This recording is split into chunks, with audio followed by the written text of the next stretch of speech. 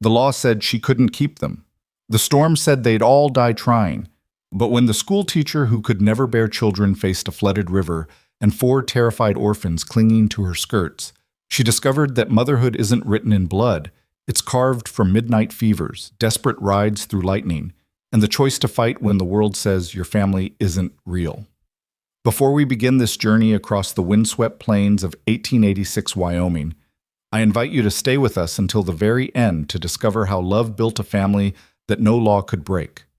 And please comment below with the city you're watching from. I'd love to see how far this story of found family and fierce hearts travels across the world. The Wyoming wind carried dust and doubt in equal measure as Mara Collins stepped down from the supply wagon, her worn traveling bag clutched in both hands. The Walker Ranch spread before her like a promise she wasn't sure she deserved. Weathered barn, split-rail fences, and a 2-story house that had seen better years but still stood proud against the endless sky. She'd traveled 3 days from Laramie with nothing but a letter of introduction from Reverend Hartford and a truth she carried like a stone in her chest. She couldn't have children. The doctors in Boston had been certain, their clinical words transforming her body into a catalog of failures. And when her husband had looked at her with that particular species of disappointment reserved for women whose wombs refused to cooperate with destiny, Mara had understood that some silences were louder than any accusation.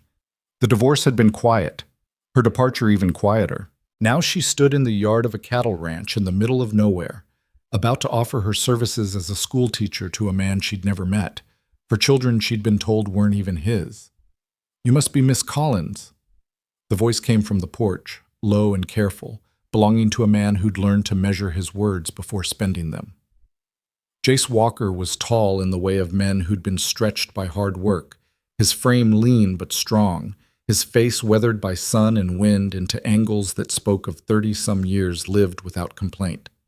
His eyes, though, they held something softer, something that hadn't quite been beaten out of him by the frontier.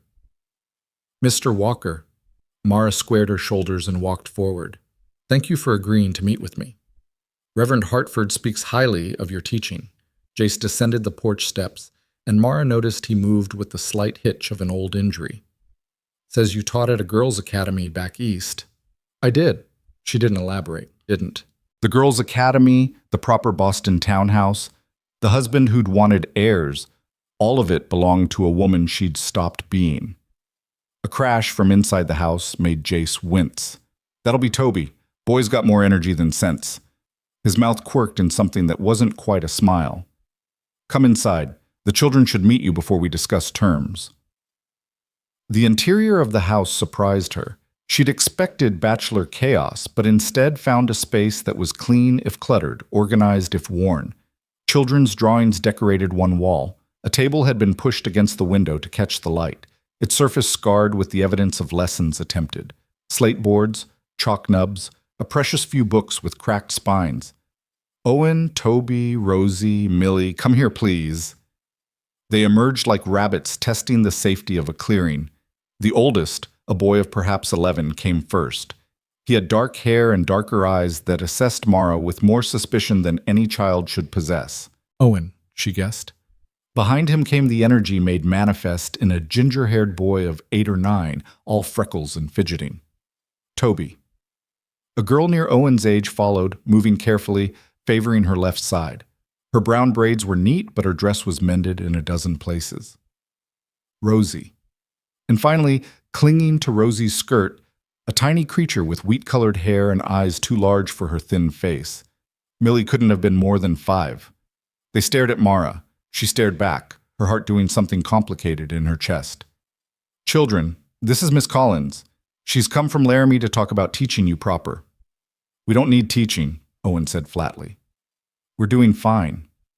"Owen." Jace's voice carried a warning, but it was gentle. "Mind your manners." "It's all right." Mara knelt, bringing herself to eye level with the children. She'd learned long ago that adults who towered over children rarely earned their trust. "I imagine you're doing more than fine." "I can see you've already learned your letters. Those are your slate boards, aren't they?" Toby couldn't help himself. "I can write my whole name, Toby, and I can do sums. Want to see?" "I'd like that very much." Can you read stories? The question came from Millie, so soft Mara almost missed it. I can. I know stories about dragons and princesses, about brave knights and clever peasants, about ships that sail to magical islands and trains that run all the way to the moon. Millie's eyes went wide. Even Owen's suspicious mask cracked slightly. Jace cleared his throat. Children, go on outside for a bit. Miss Collins and I need to talk. They obeyed with varying degrees of enthusiasm. Owen herded them out like a practiced shepherd, though Mara noticed Rosie moved carefully, and Millie's hand never left Rosie's dress. When the door closed behind them, Jace gestured to the kitchen table. Coffee? Please.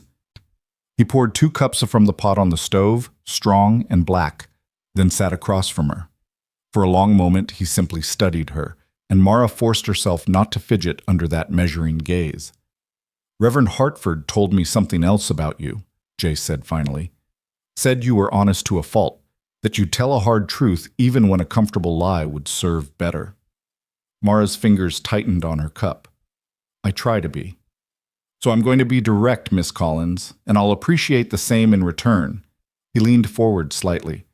Those children out there, they've been through hell. Owen watched his parents die of typhoid. Toby was left at a stage station when he was 4, just abandoned there like an unwanted dog. Rosie's father beat her so bad she's got a rib that never set right. And Millie, he paused, something crossing his face that might have been pain. Millie's mother died in childbirth.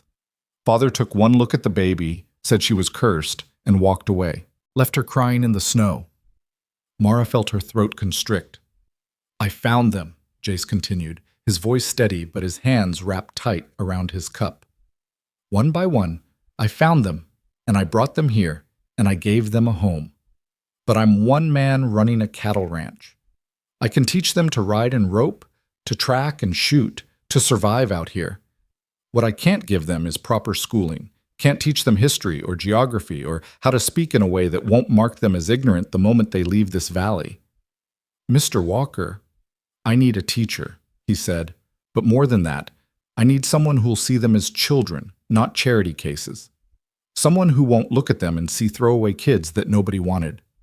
Can you do that, Miss Collins? The question hung in the air between them, heavy with implications. Mara set down her cup. Her hands were steady. Mr. Walker, I need to tell you something, and then you can decide if you still want me here. He waited. I can't have children. The words came out clear and firm, though they still tasted like failure. Doctors confirmed it years ago. My husband divorced me because of it. I came west because I thought if I couldn't be a mother, perhaps I could at least be useful. Perhaps I could teach. She met his eyes. But I understand if that changes things. Some people believe a barren woman is cursed, or that she can't possibly understand children, or... Good. Mara blinked. I'm sorry? Jace's mouth curved into something that was almost a smile, and it transformed his entire face. I said good. Miss Collins, I've already got enough little ones for the both of us. I don't need you to bear children. I need you to teach the ones I've got. Something cracked open in Mara's chest, a fissure in armor she'd been wearing so long she'd forgotten it wasn't skin. The children sleep upstairs, Jace continued, as if he hadn't just said the most extraordinary thing. There's a small room off the kitchen, used to be the housekeeper's quarters before I had to let her go. It's yours if you want it. Room and board, plus $40 a month. You'll teach the children their letters and numbers, reading and writing, whatever else you think they need to know. In exchange, I'll ask that you help with the evening meal when the ranch work runs late, and that you keep an eye on things in the house generally. Mr. Walker, Jace, he said. If you're going to be living here, you should call me Jace. Jace. She tested the name, found it fit. I accept your offer, but I should warn you, I take education very seriously. I'll expect the children to work hard. I'll expect regular lessons, homework, tests, whatever you think is right. He stood, offering his hand. Welcome to the Walker Ranch, Miss Collins. She shook his hand, feeling the calluses, the strength in his grip, the sense of a man who kept his promises. Mara. My name is Mara. Mara. He said it like he was committing it to memory. Let me show you your room. The housekeeper's quarters were small but clean, with a narrow bed, a bureau, a washstand, and a window that looked out over the vegetable garden. Someone, Jace, she assumed, had already placed fresh linens on the bed and a bowl of dried wildflowers on the bureau. "It's perfect," Mara said, and meant it. "I'll let you settle in. Supper's at 6. The children eat at the kitchen table." He paused in the doorway. "Mara, those children out there, they've learned not to trust easy.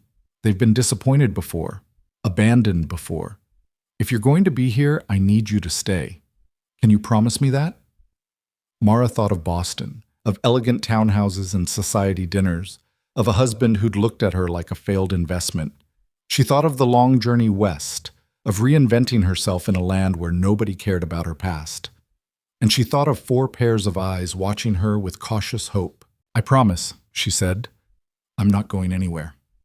Jace nodded once, satisfied, and left her alone. Mara sat on the edge of the bed and looked around her new room. Through the window, she could see the children in the yard. Owen was showing Toby how to skip rocks in the water trough. Rosie sat in the shade, little Millie curled against her side. They looked like children anywhere, laughing, playing, existing in the precious moment. But Mara knew better. She recognized the wariness in Owen's shoulders, the way Toby's laughter was just a fraction too loud, how Rosie's hand never stopped stroking Millie's hair, as if reassuring herself the child was still there. They were children who'd learned that love was temporary, that home was a fragile construct that could shatter without warning. Mara unpacked her bag slowly, placing her few possessions in the bureau. Her teaching books, her mother's cameo, a photograph of the woman she used to be before disappointment had reshaped her into something harder and more honest. She'd come west to escape, but perhaps, she thought, she'd actually come west to arrive. That first evening set the pattern for all the ones that followed. Mara helped Jace prepare supper, venison stew and biscuits, simple but filling, while the children finished their chores. When they gathered around the table, there was a moment of chaos as everyone found their seats. Toby talking a mile a minute about a bird's nest he'd found, Millie climbing into the chair closest to Rosie, Owen watching everything with his careful, assessing eyes. "Miss Collins will be joining us for meals," Jace announced, "and she'll be starting lessons tomorrow morning after breakfast." "Real lessons?" Toby asked around a mouthful of biscuit.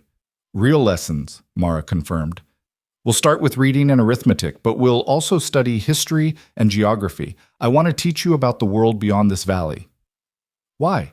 Owen's question was sharp. "World's never done much for us." "Owen," Jace's voice carried a warning, but Mara shook her head. "No, it's a fair question." She looked at Owen directly. "The world is bigger than the people who've hurt you. It's full of wonders and possibilities, and you deserve to know about all of it. You deserve to have choices." Owen's jaw tightened, but he didn't argue. "Will you tell us one of those stories?" Millie's small voice broke the tension. "About the moon train?" Mara smiled. After supper. After dishes are done and everyone's ready for bed." It became their ritual. Every evening, after the dishes were washed and put away, Mara would gather the children in the parlor. At first they sat far apart, each claiming their own territory. But as the weeks passed, they drifted closer, drawn by the magnetic pull of story. She told them about knights and dragons, but she also told them about real explorers. Lewis and Clark mapping the Louisiana Purchase, Darwin sailing to the Galapagos, Sacagawea guiding strangers through her homeland. She told them about Marie Curie studying mysterious rays in Paris, about Frederick Douglass teaching himself to read in secret, about people who'd started with nothing and built themselves into something remarkable. "Why do you tell us about real people?" Owen asked one night. "Because I want you to understand something important," Mara said. "The stories about knights and dragons are wonderful, but the real stories, the true ones, they prove that ordinary people can do extraordinary things. They prove that where you start doesn't determine where you end up." Owen was quiet for a long moment. Then, so softly she almost missed it. "My parents were ordinary. They were just farmers, but they were good." "Then they were extraordinary," Mara said firmly. "Goodness is the rarest and most extraordinary thing there is." She felt rather than saw Jace in the doorway, listening. The lessons began in earnest. Mara discovered that Owen was brilliant with numbers. his mind naturally grasping mathematical concepts that left Toby frustrated and fidgeting. So she gave Owen harder problems, challenges that made his eyes light up with fierce concentration. For Toby, she brought in sticks and stones, teaching mathematics through movement and manipulation. When he could hop on numbered stepping stones, counting by 2s and 3s, the concepts clicked. Rosie loved words. She hoarded them like treasure, writing them in careful script on her slateboard, asking what they meant, how they fit together. Mara gave her books, precious, worn volumes she'd brought from the East, and watched the girl disappear into stories the way other children disappeared into play. Millie was too young for serious academics, but she was sponge-like in her absorption. Mara taught her letters by tracing them in the dirt, by forming them with sticks, by baking them into bread dough. She taught her numbers by counting eggs and buttons and the spots on the ranch dog's coat. "You're patient with them," Jace observed one afternoon. He'd come in from checking the fence line to find Mara in the yard, Millie on her lap, slowly sounding out the letters of her name. "They're good students," Mara replied. "They want to learn." "It's more than that." Jace sat on the porch step, pulling off his work gloves. "You see them, really see them. Most folks look at Owen and see an angry boy. You look at him and see someone who's scared the world's going to take everything away again." Mara met his eyes. "Is that what you see too?" "Every day." They understood each other, she realized. Both of them standing guard over children who'd learned too young that the world was sharp and cruel and arbitrary in its affections. The weeks turned into months. Summer deepened into autumn, painting the valley in shades of gold and rust. Mara established routines, lessons in the morning when minds were fresh, chores after lunch, free time before supper, stories before bed. The children began to relax into the rhythm of it, began to trust that tomorrow would look like today, that the patterns would hold. Owen stopped watching the road quite so intently. Toby's laughter lost its desperate edge. Rosie smiled more often, and Millie, little Millie who'd been found crying in the snow, started to speak in full sentences instead of whispered fragments. Mara found herself settling too. The room off the kitchen became hers in ways that transcended ownership. She added curtains she sewed herself from flour sacks. She brought in wildflowers and changed them weekly. She wrote letters to Reverend Hartford, describing her students and their progress, carefully not mentioning how her heart had begun to feel less like a stone and more like something that might, given time and care, remember how to beat properly. And Jace watched it all with those careful eyes of his, saying little but seeing everything.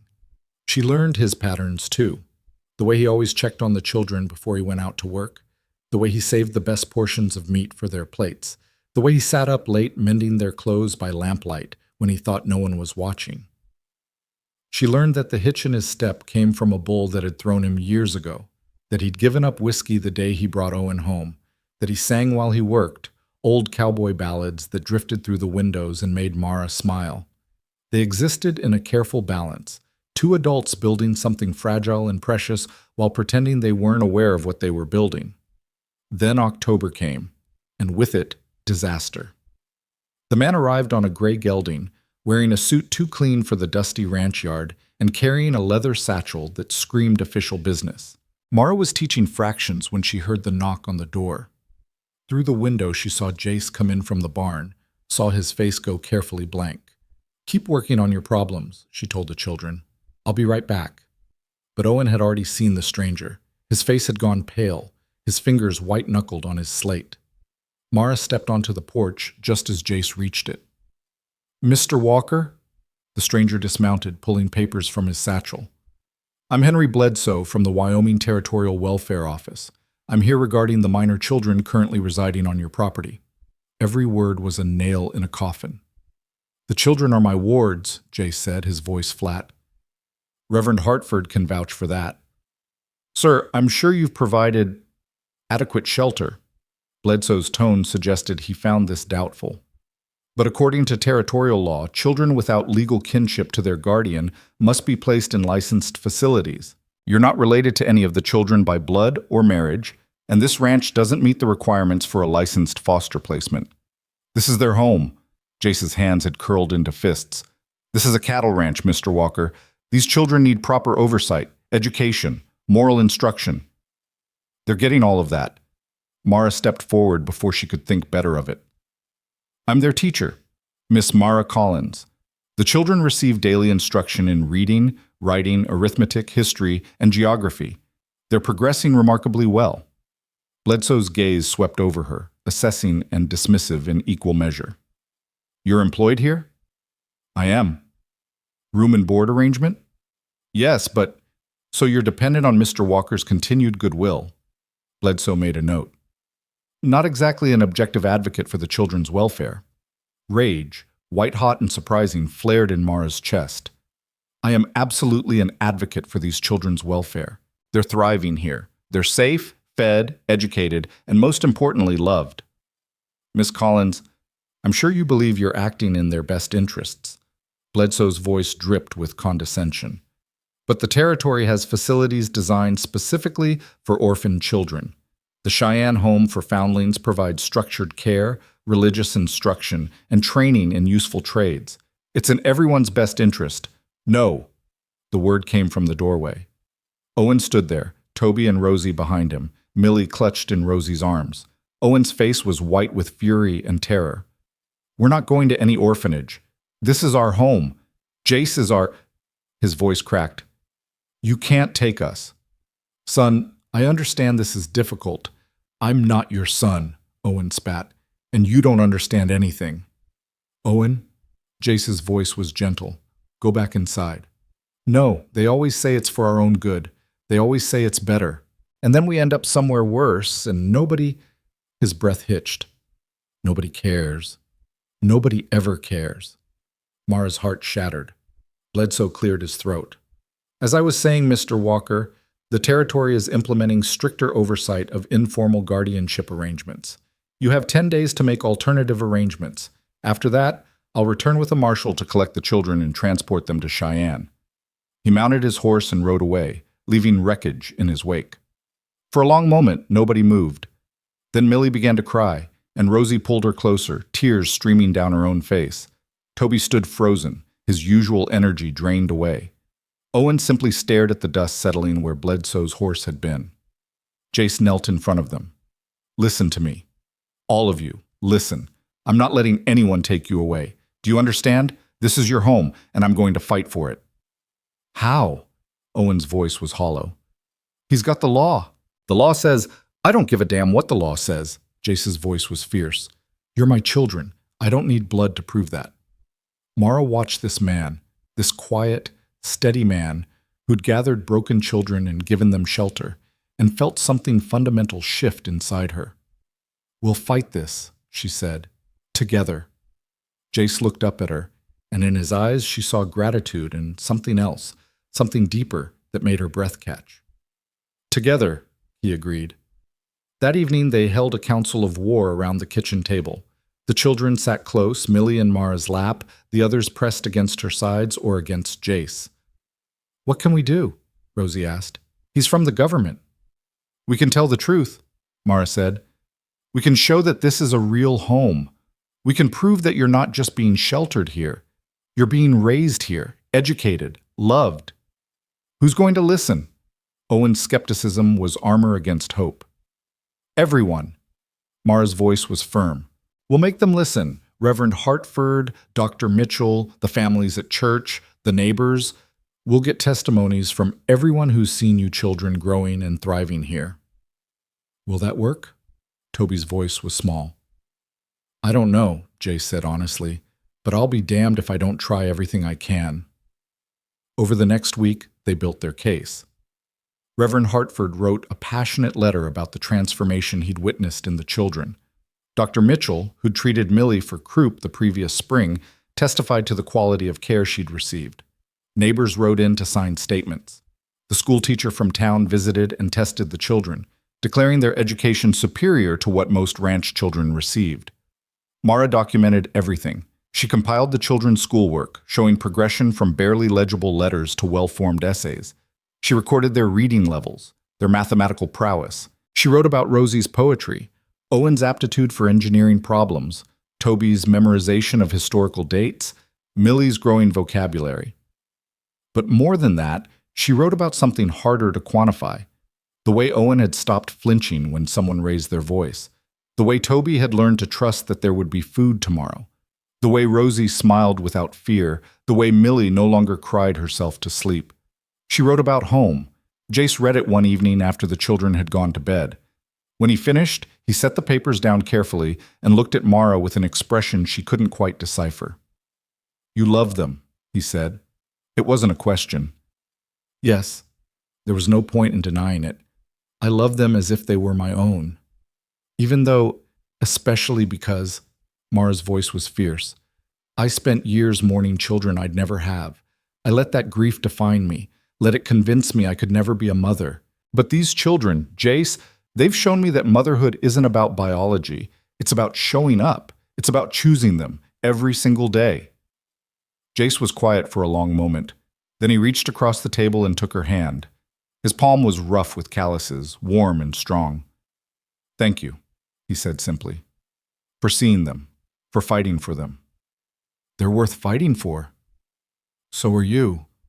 The words hung between them, weighted with meaning neither was quite ready to examine. The 10 days crawled past like wounded animals. Mara taught lessons with desperate intensity, as if she could somehow armor the children with enough knowledge to protect them. Jace worked himself to exhaustion, as if physical labor could prevent the inevitable. The children grew quieter, their earlier relaxation evaporating into anxiety. On the 9th night, Owen came to find Mara. She was in her room, staring at the papers spread across her bed, testimonies, school records, letters of support, a fortress built from words.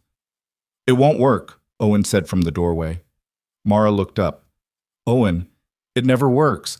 They always take us anyway." He stepped inside, and in the lamplight he looked impossibly young. "I just wanted to say thank you for trying. Nobody ever tried before."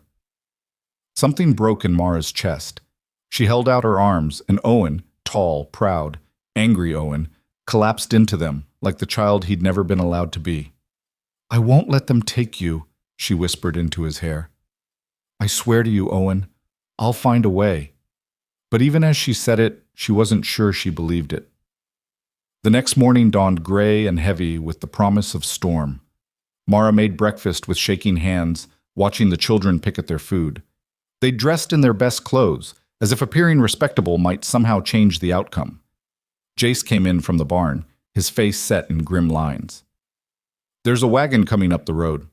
2 men." This was it. The end of everything they'd built. Mara gathered the children close. Millie was crying silently. Rosie held her, tears streaming down her own face. Toby pressed against Mara's side, his usual energy drained away. Owen stood apart, his face a mask, but his hands were shaking. The knock came. Jace opened the door. But the man standing there wasn't Henry Bledsoe. This man was older, with kind eyes and a weathered face. He pulled off his hat. "Mr. Walker, I'm Judge Martin Caldwell from the Territorial Circuit Court. May I come in?" Jace stood aside, confusion and hope warring on his face. Judge Caldwell entered, his companion, a clerk with a leather satchel, following.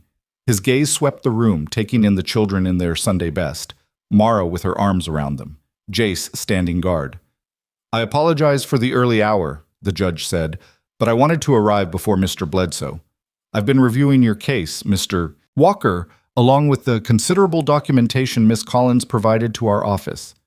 Mara's heart hammered against her ribs. "I've also received testimony from 17 citizens of this community, including Reverend Hartford, Dr. Mitchell, and the mayor of Laramie." The judge pulled papers from the satchel his clerk offered. "I've rarely seen such unanimous support for an informal guardianship arrangement." "Sir?" Jace's voice was rough. "Let me finish, please." Judge Caldwell's eyes were kind but firm. "Mr. Bledsoe is a zealous employee, but he has a tendency to prioritize bureaucratic procedure over common sense. The letter of the law is important, Mr. Walker, but so is its spirit. And the spirit of our child welfare legislation is to ensure that children are safe, healthy, and given opportunities to thrive." He looked at the children, then back at Jace and Mara. "These children are thriving. Any fool can see that. So here's what's going to happen. The Territorial Court is issuing an emergency order of guardianship. Mr. Walker, you are officially recognized as legal guardian of Owen, Toby, Rosie, and Millie.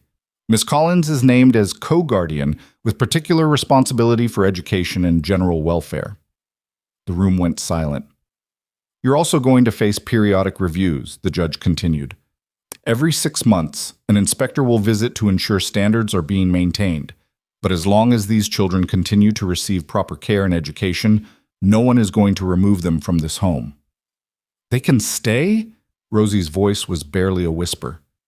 Judge Caldwell smiled. Young lady, this is your home. You're staying. Millie let out a sound that was half sob, half laugh. Toby whooped, his energy returning in an explosive rush. Rosie buried her face in Mara's shoulder and shook with silent tears. Owen stood frozen for a heartbeat, 2 heartbeats. Then his face crumpled and he pressed his fists against his eyes, trying to hold back tears of relief. Jace's voice was unsteady. Thank you. Thank you, sir. Don't thank me. Thank Miss Collins and her campaign of persistent documentation. And thank your community, Mr. Walker. When a town stands up for a family like this, well, that says everything the court needs to know. The judge and his clerk departed. For a moment, everyone simply stood in the aftermath of reprieve, trying to process that the axe wasn't falling, that this was real. Then Toby broke the silence. Does this mean no more school tests? The laughter that erupted was slightly hysterical but absolutely genuine. Mara pulled all 4 children close, feeling their warmth, their solidity, the reality of them. Over their heads, she met Jace's eyes. He mouthed 2 words. Thank you. She shook her head. We did this together. But even as relief washed through her, Mara knew this was only the first battle won. Because autumn in Wyoming was a treacherous season, and the worst storms often came just when you thought you'd found shelter. She just didn't know that the next storm would be literal, or that it would nearly take everything. The relief lasted exactly 3 days before reality reasserted itself with the particular cruelty of a Wyoming autumn. Mara woke on the 4th morning to find Millie's bed empty, the sheets tangled and damp with sweat. Panic seized her chest as she rushed through the house, calling the child's name in an urgent whisper that wouldn't wake the others. She found her finally in the kitchen, standing at the window in her nightgown, staring out at nothing with eyes that didn't quite focus. Millie, sweetheart, what are you doing down here? The child turned slowly, her movements dreamlike and disconnected. I was looking for Mama. She was here. I heard her calling me. Mara's heart clenched. She knelt and pressed her hand to Millie's forehead, feeling the heat there like a brand. Oh, honey, you're burning up. Let's get you back to bed. But Mama, your Mama's not here, sweetheart. You're dreaming. Come on now. Mara scooped the little girl into her arms, alarmed by how light she felt, how the heat rolled off her small body in waves. By noon, the fever had climbed higher. Dr. Mitchell made the long ride from town, his face grave as he examined the listless child. Mara hovered at the bedside while the other children clustered in the doorway, their earlier joy replaced by familiar fear. It's a bad fever, Dr. Mitchell said quietly, packing his instruments. Keep her cool, force liquids, and watch for convulsions. If it climbs any higher— He didn't finish the sentence, didn't need to. Everyone in the room understood that children died from fevers like this, that for all of medicine's advances, sometimes the body simply burned itself out. What else can we do? Jace's voice was tight with controlled panic. Pray, the doctor said, and if the fever doesn't break by morning, send for me again. I'll do what I can. He left them with laudanum for the pain and willow bark for the fever, remedies that felt pitifully inadequate against the fire consuming the little girl. Mara settled into the chair by Millie's bed while Jace kept the other children occupied downstairs. Every 15 minutes she bathed Millie's burning skin with cool water, trying to draw out the heat. The child drifted in and out of consciousness, sometimes calling for her dead mother, sometimes weeping for reasons she couldn't articulate, sometimes simply staring at the ceiling with glassy eyes that saw things Mara couldn't. You're going to be fine, Mara whispered, over and over, a prayer and a promise. You're going to be just fine, sweetheart. I'm right here. I'm not leaving you. But the fever climbed. Owen appeared in the doorway around supper time, carrying a bowl of broth. Thought you might be hungry. Thank you.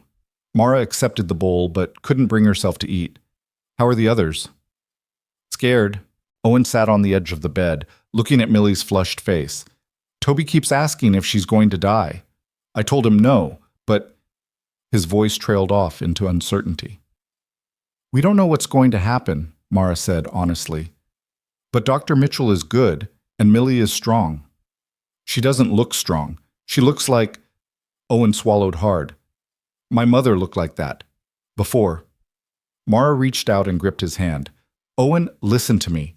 I know you're frightened, but Millie is not your mother, and this is not the same. We're going to fight this, all of us together. What if fighting's not enough? It was the question that haunted every parent, biological or otherwise. What if love wasn't enough? What if care and vigilance and desperate prayers couldn't stop the random cruelty of illness? Then we'll grieve, Mara said quietly. But we're not there yet. Right now, we fight. Owen nodded, his jaw set with determination that looked too adult on his young face. I'll help. Tell me what to do. So they fought together. Owen brought fresh water every hour. Rosie read stories in a soft voice, as if she could anchor Millie to consciousness through the familiar words. Toby sat at the foot of the bed and sang every song he knew, his young voice wavering but persistent. Jace kept the house running, cooking meals and managing chores, checking in every few minutes with questions in his eyes that Mara couldn't answer. Night fell, and the fever climbed higher. Millie began to thrash, throwing off blankets they'd draped over her cooling body, crying out in delirium about snow and cold, and being left alone. Mara held her, rocked her, sang to her, whispered every endearment she knew. But the child was trapped somewhere between waking and sleeping, lost in fevered dreams that Mara couldn't reach. I should have seen it coming, Mara said when Jace came to check on them around midnight. She was quieter than usual yesterday. I should have noticed. Children get sick, Jace said, his voice rough with exhaustion. It's not your fault. Then why does it feel like it is? He pulled up another chair and sat beside her. For a long time they kept vigil together, two adults watching over a child who'd already survived so much, silently begging fate not to take this small victory away from her. Tell me about your mother, Jace said finally, his voice soft. Was she a good woman? Mara glanced at him, surprised by the question. She was. Strict but loving. She died when I was 16. Hard age to lose a mother. Any age is hard. Mara smoothed Millie's sweat-damp hair. But yes, she taught me to read, to think, to question. She's the reason I became a teacher. She believed education was the key to everything. Independence, dignity, choice. She'd be proud of you. The words hit harder than Mara expected. Would she? I'm 32 years old, divorced, teaching other people's children because I can't have my own. You are raising your own, Jace interrupted, his voice firm. Maybe not by blood, but by choice. By showing up every day and putting their needs before your own. If that's not motherhood, I don't know what is. Mara felt tears prick her eyes. Thank you for saying that. I'm saying it because it's true. He reached over and squeezed her shoulder. You're a good mother, Mara. These children are lucky to have you.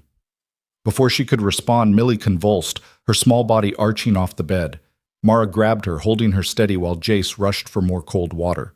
The seizure lasted 30 seconds that felt like 30 years, and when it finally released its grip, Millie collapsed into Mara's arms, whimpering. That's it, Jace said, his voice sharp with decision. I'm going for Dr. Mitchell. Jace, it's the middle of the night. The bridge. I know about the bridge. He was already pulling on his coat.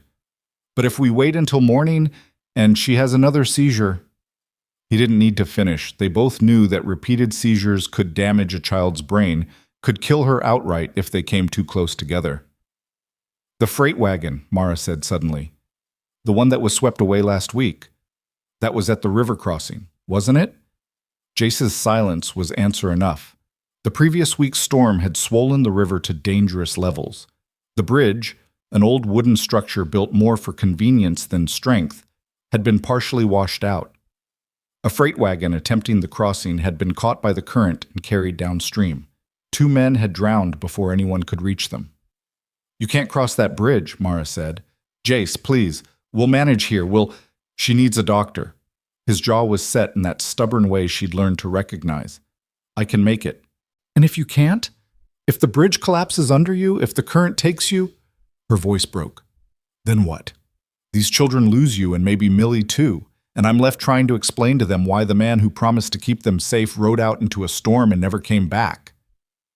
Jace looked at her for a long moment, and in his eyes she saw the calculation of a man weighing lives against each other, measuring risks against unbearable outcomes.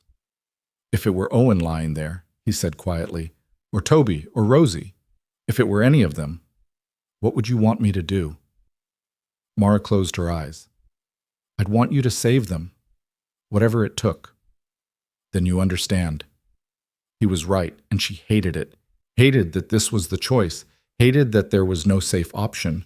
Hated the frontier and its casual cruelty that made a doctor's visit a life-or-death gamble. "Promise me you'll be careful," she said finally. "Promise me you'll come back. I promise."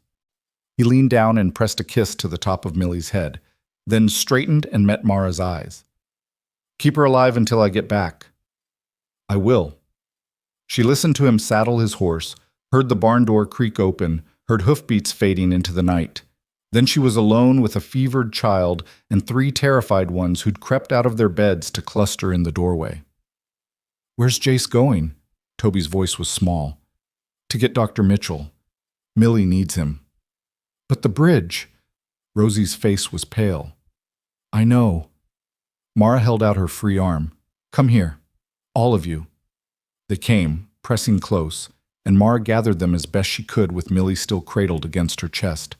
For a moment they simply held each other, 5 people who'd been thrown together by circumstance and bound together by choice. "Tell us a story," Owen said. "One of the true ones, about someone who survived impossible things." So Mara told them about Ernest Shackleton, who would one day lead an expedition to Antarctica, whose ship would be crushed by ice, who would navigate a lifeboat across the most dangerous waters on Earth to save his crew. She told them about hope as a decision rather than a feeling, about courage as the act of continuing when continuing seemed impossible. And as she spoke, the children gradually relaxed against her, drawing strength from the rhythm of her voice. Even Millie seemed to quiet, her breathing growing less labored, the terrible heat of her skin, perhaps, Mara hardly dared hope, beginning to moderate. Time became elastic, measured not in hours but in breaths and heartbeats, and the slow circuit of the stars outside the window. Mara sang every song she knew.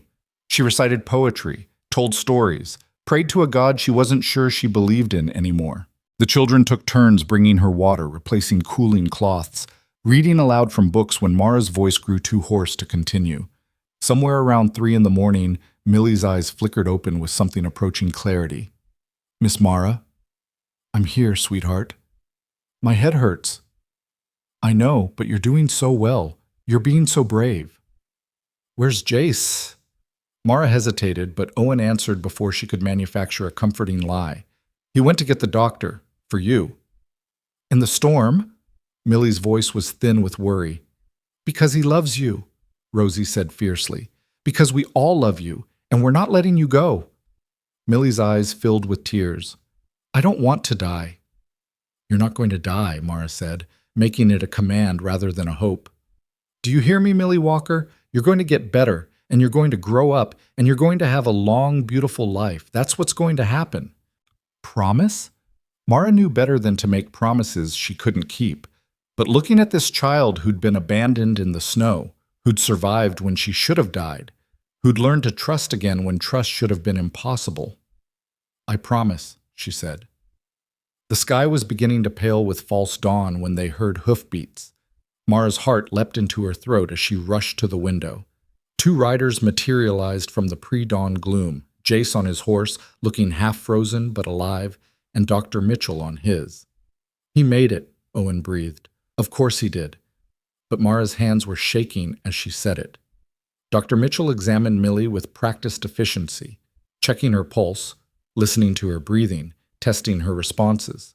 The fever had begun to break, he confirmed, but the next 24 hours would be critical. "You did well," he told Mara, keeping her cool, forcing fluids. "You likely saved her life." "Jace is the one who saved her life. Riding through the night." "Was damn foolish," Dr. Mitchell interrupted. "That bridge gave way 10 minutes after he crossed it. Could hear the timber cracking from the river road. If he'd been any slower, Mara felt the blood drain from her face. The bridge is gone? Washed clean away. The doctor shook his head. Your Mr. Walker is either very brave or very lucky. Possibly both. After Dr. Mitchell left with promises to return in the afternoon, Mara found Jace in the barn, unsaddling his horse with movements that were automatic but exhausted. His clothes were still damp, his face drawn with cold and fatigue. You could have died, she said without preamble. He looked up, something flickering in his eyes. But I didn't. The bridge collapsed. 10 minutes after you crossed, it collapsed. I know, I heard it. He pulled off the saddle, set it carefully on its rack. That's why I pushed so hard to get across. Could feel the support shifting under the horse's weight.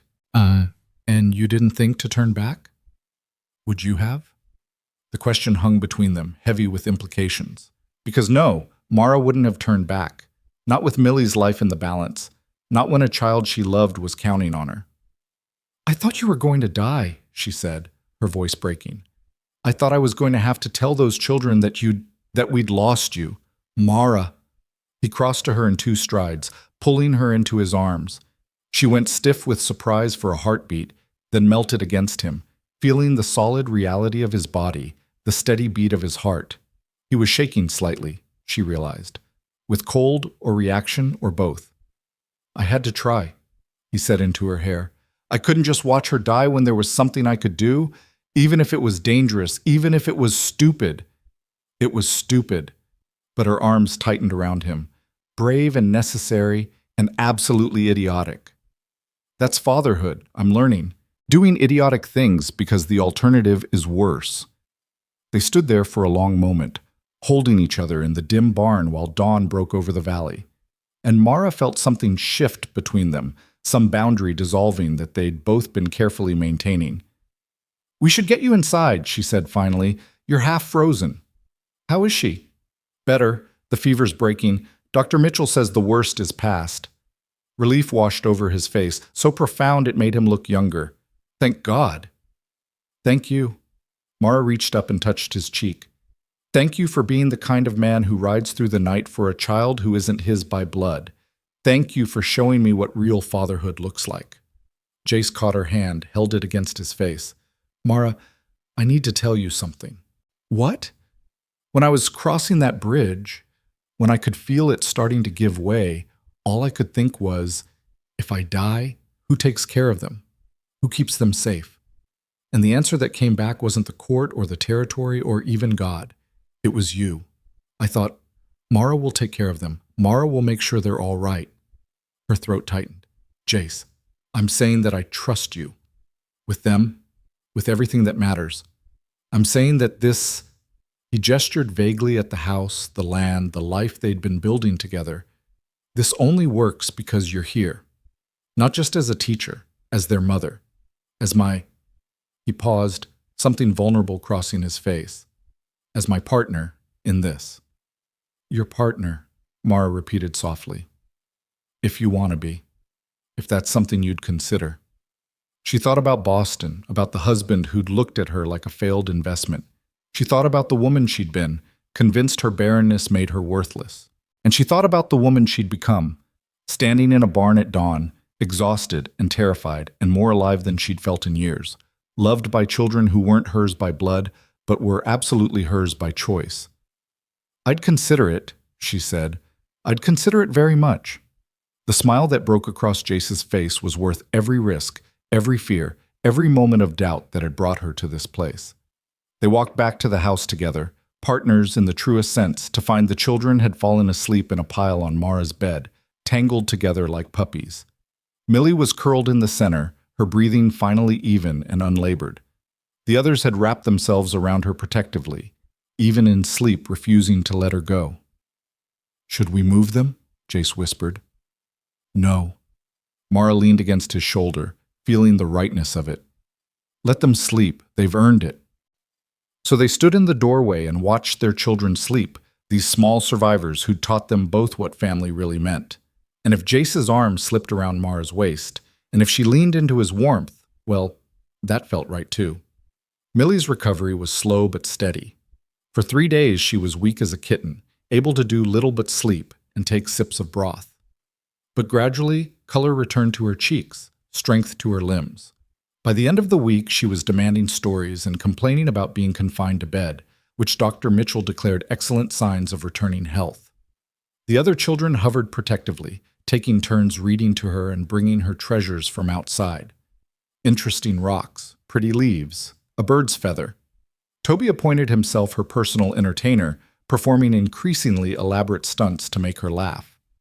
Owen helped Mara with lessons. His earlier resistance to authority transformed into something approaching partnership. And Jace watched it all with quiet satisfaction, the look of a man who'd gambled everything and won. The bridge remained out, which meant the ranch was effectively isolated until the territory could send a crew to rebuild it. Supplies ran low. Jace and Owen made a supply run the long way around, adding 2 days to what should have been a half-day trip. They returned with flour and sugar and coffee, luxuries that felt precious after days of rationing. "The town's talking about what you did," Owen told Jace as they unloaded supplies. "About you crossing the bridge. They're calling you crazy." "They're not wrong. Some of them are calling you brave." Owen's voice was carefully casual. "Said any man who'd risk his life like that for a kid must really love her." Jace paused, a sack of flour balanced on his shoulder. "I do love her. I love all of you. That's not a secret. It feels like it sometimes." Owen wouldn't meet his eyes. "People don't usually say it. They just, I don't know, do things, I guess." "Then I'll say it more." Jace set down the flour and turned to face the boy. "Owen, I love you. You're stubborn and suspicious, and you question everything, and I love you for all of it. You're my son, and nothing's going to change that." Owen's face worked through several emotions before settling on something that might have been acceptance. "Even though I'm not really?" "You are, really." Jace's voice was firm. "Blood doesn't make family. Choice does. And I choose you. Every day I choose you." Mara, watching from the kitchen window, felt her heart swell to impossible dimensions. That evening, as they gathered for supper, Millie finally well enough to join them at the table, though Mara kept a careful eye on her. There was a lightness to the atmosphere that had been missing before the crisis. They'd been tested, all of them, and they'd survived. That knowledge created a foundation stronger than any legal document. "Miss Mara," Rosie said as they cleared the dishes, "can I ask you something?" "Of course, sweetheart." "Before you came here, were you lonely?" The question caught Mara off guard. She dried her hands slowly, considering how to answer with the honesty these children deserved. "Yes," she said finally. "I was very lonely. I'd convinced myself that because I couldn't have children of my own, I'd never really have a family, that I'd always be on the outside looking in." "But you're not lonely now?" "No. Now I have you, all of you, and that's more family than I ever dreamed I'd have." Rosie smiled, a rare and precious thing. "Good, because we'd be lonely without you too." That night, after the children were asleep, Mara and Jace sat on the porch, watching stars emerge in the vast Wyoming sky. The air carried the first real bite of winter, a reminder that harder months lay ahead. "The judge said there'd be inspections," Jace said, "every 6 months. We'll be ready." "Oh, what if we're not? What if they decide?" "They won't." Mara's voice was firm. "Because we're doing everything right, more than right. Those children are thriving, and anyone with eyes can see it. Things can change fast out here. One bad winter, one failed harvest, one illness. Then we'll handle it." She reached over and took his hand. "Together. Isn't that what partners do?" He squeezed her fingers. "I'm still getting used to having a partner." "So am I." They sat in comfortable silence, their hands linked, watching the night deepen around them. Somewhere in the darkness, an owl called. The cattle shifted and lowed in the near pasture. Inside the house, their children slept safely. It was everything Mara had never known she wanted, and it was enough. But Wyoming winters were long and unforgiving, and the respite they'd earned was temporary. The real test was still coming, carried on winter winds and hidden in the ordinary passage of days. Because families built from choice rather than blood had to prove themselves again and again. And the world was always watching, always waiting for an excuse to say it wouldn't work. Mara knew this. Jace knew it too. But for now, in this moment, they simply held each other's hands and believed that love might be enough after all. Winter arrived in earnest 2 weeks later, transforming the valley into a landscape of white silence. Snow fell in thick curtains that erased the horizon, and temperatures dropped so low that water froze in the bucket between the pump and the house. Mara had never experienced cold like this, the kind that burned exposed skin and turned breath into ice crystals, that made every trip to the barn or outhouse an exercise in survival. But the house stayed warm. Jace kept the fires burning, and Mara kept the children occupied with lessons and stories and elaborate games that transformed the parlor into sailing ships or ancient castles or distant planets. They were learning constellations by mapping them on the ceiling with chalk, studying mathematics through the geometry of snowflakes, reading history while the world outside became history itself, buried under snow that wouldn't melt until spring. Owen had discovered a talent for drawing. Mara gave him precious paper and pencil stubs, and he filled page after page with meticulous sketches of the ranch, the animals, his siblings. His technical skill was remarkable for an 11-year-old, each line placed with careful intention. But it was his portrait of Millie that made Mara's breath catch, the way he'd captured not just her features but something essential about her spirit, the resilience wrapped in fragility. "This is exceptional," Mara told him, studying the drawing. "Have you always drawn like this?" Owen shrugged, uncomfortable with praise. "My father used to draw, before. He taught me some." "He taught you well. You have a real gift, Owen." "Gifts don't matter much when you're trying to survive." "That's where you're wrong." Mara set down the drawing carefully. "Gifts matter especially then. They remind us we're more than just survival, that we're capable of creating beauty even when the world is hard." Owen looked at her for a long moment. "Do you really believe that?" "I do. I've spent years thinking I had nothing to offer because I couldn't do the one thing society said women were supposed to do. But I was wrong. I have skills and knowledge and the ability to pass them on. That matters. Your drawing matters. Rosie's poetry matters. Toby's energy and Millie's kindness, all of it matters." "What about Jace? What's his gift?" Mara smiled. "He sees people clearly, sees what they need, what they're capable of becoming. That's why you're all here. That's why he chose you." Owen was quiet, processing this. Then, so softly, she almost missed it. "I'm glad he did. Choose us, I mean." "So am I." The days fell into rhythm despite the weather's chaos. Morning lessons, afternoon chores, evening meals that lasted longer than necessary because nobody wanted to leave the warm circle of lamplight and laughter. Jace taught the children to play cards, and soon the evenings echoed with their competitive banter. Mara taught them songs, harmonies that wove together into something surprisingly beautiful. It was during one of these evenings that the knock came. The sound was so unexpected that everyone froze, cards forgotten. Visitors in winter were rare, and travelers caught in storms often died within sight of shelter. Jace was at the door in seconds, pulling it open to reveal a man bent nearly double by the wind, ice crusted in his beard and eyebrows. Behind him stood a horse so exhausted it was swaying. "Please," the man gasped. "My son, there's been an accident. I need help." They pulled him inside, Toby running to stable his horse while Mara pressed hot coffee into the man's shaking hands. His name was Thomas Brennan, he told them between chattering teeth. His boy, 12 years old, had been helping with repairs when a beam had fallen, crushing his leg. Thomas had splinted it as best he could, but the boy needed a doctor, needed help he couldn't provide alone. "How far is your place?" Jace asked. 5 miles northwest. But in this snow, in the dark." Thomas's voice cracked. "I know it's asking too much, but I didn't know where else to go. The doctor's clear in town, and with the bridge out—" "I'll come." Jace was already pulling on his heavy coat. "Owen, you're in charge while I'm gone. Keep the fires burning and don't let anyone go outside." "Jace, you can't." Mara caught his arm. "It's a blizzard out there. You'll freeze before you get halfway." "A boy's hurt. I have to try." "Then I'm coming with you." The words were out before Mara fully thought them through, but once spoken, she couldn't take them back. "You'll need help if the injury is as bad as Mr. Brennan says." And two people have a better chance than one if something goes wrong. Absolutely not. Jace Walker, don't you dare tell me what I can and cannot do. Mara's voice was steel wrapped in velvet. I'm coming, and that's final. They stared at each other, wills clashing. Then Thomas spoke up, his voice rough with desperation.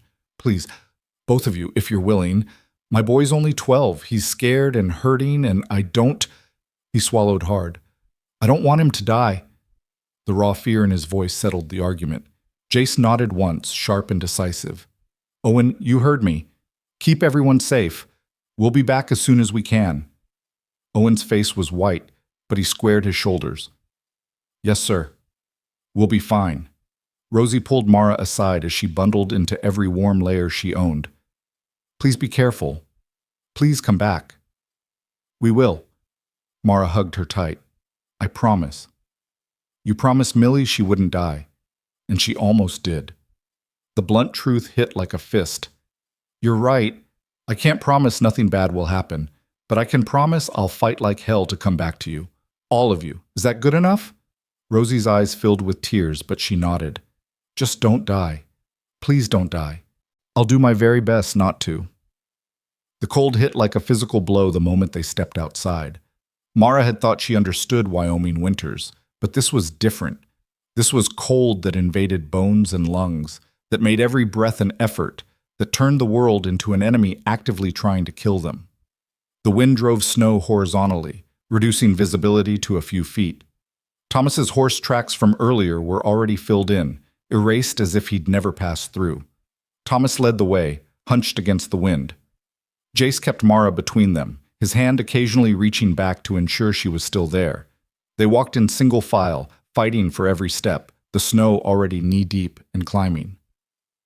Mara lost track of time. There was only the endless white, the burning cold, the mechanical motion of lifting one foot and then the other. Her face went numb first, then her fingers despite their heavy gloves. She focused on Jace's back ahead of her, on matching his steps, on not falling behind. When she stumbled, his hand shot out immediately, steadying her. You all right? Fine. Her voice barely carried over the wind. Keep going. The Brennan homestead materialized from the snow like a ghost, a small cabin with a lean-to barn, humble but solid.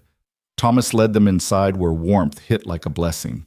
A woman, his wife, Margaret, rushed forward with blankets and hot drinks, and on a bed by the fire lay a boy with dark hair and terrified eyes, his leg grotesquely swollen beneath the splint his father had rigged. Mara went to work immediately, her teaching instincts translating smoothly into medical care. She'd learned basic nursing from her mother, and she'd treated enough childhood injuries at the ranch to trust her judgment. The leg was broken badly, the bone probably fractured in multiple places. The boy, Henry, they called him, was feverish with pain and shock. We need to reset it properly, she told Thomas and Jace quietly. The current splint is keeping the bone from moving, but it's not aligned right. If it heals like this, he'll never walk properly again. Can you do it? Thomas's voice shook. I can try, but it's going to hurt him, badly, and there's a risk of making it worse. What happens if we don't try? Mara thought of Owen's drawings, of gifts that mattered, of boys who deserved futures beyond mere survival. Then he loses the full use of his leg, maybe permanently. Margaret let out a small sound of distress. Thomas just nodded, his jaw set. Do it. They gave Henry laudanum. Margaret had a small bottle saved for emergencies and waited for it to take effect. Then Jace held the boy's shoulders while Thomas held his hips, and Mara, praying she remembered her mother's instructions correctly, felt along the break and began the careful, terrible work of realigning the bone. Henry screamed despite the laudanum, his young voice raw with agony. Margaret wept silently in the corner, but Mara forced herself to focus, to feel for the proper alignment, to work by touch and instinct and desperate hope. When she felt the bone slide into place with a sensation that made her stomach turn, she quickly secured it with proper splinting, boards padded with cloth, wrapped tight but not too tight, positioned to keep everything stable. It's done, she said, her hands shaking. The bone is set. Now we wait and pray it heals properly. Henry had passed out, which was a mercy. They made him as comfortable as possible, then collapsed themselves, exhausted by the effort and the emotion. "Thank you." Thomas gripped Mara's hand with both of his, tears on his weathered face. "Thank you, both of you. I don't know how to repay—" "You don't need to repay anything," Jace said. "That's what neighbors do." "Stay until morning," Margaret insisted. "The storm's not letting up, and you'll never make it back in the dark." So they stayed, crowded into the small cabin, sharing what little food the Brennans had. Margaret brought out precious coffee, and they sat by the fire while Henry slept, talking in low voices about children and ranching and survival in a land that didn't forgive mistakes. "We lost 2 children before Henry," Margaret said quietly. "One to fever, one stillborn. When he was born healthy, we thought—" Her voice caught. "We thought maybe our luck had finally turned, and now this." "He's going to be fine," Mara said with more confidence than she felt. "The bone is set properly. As long as infection doesn't take hold, he should heal. You're good at this, taking care of people." "I'm a teacher. Taking care of people is what I do." "Thomas said you have children at the ranch. 4 of them, he heard in town." "Yes, 4. Mara felt the truth of it settle in her chest.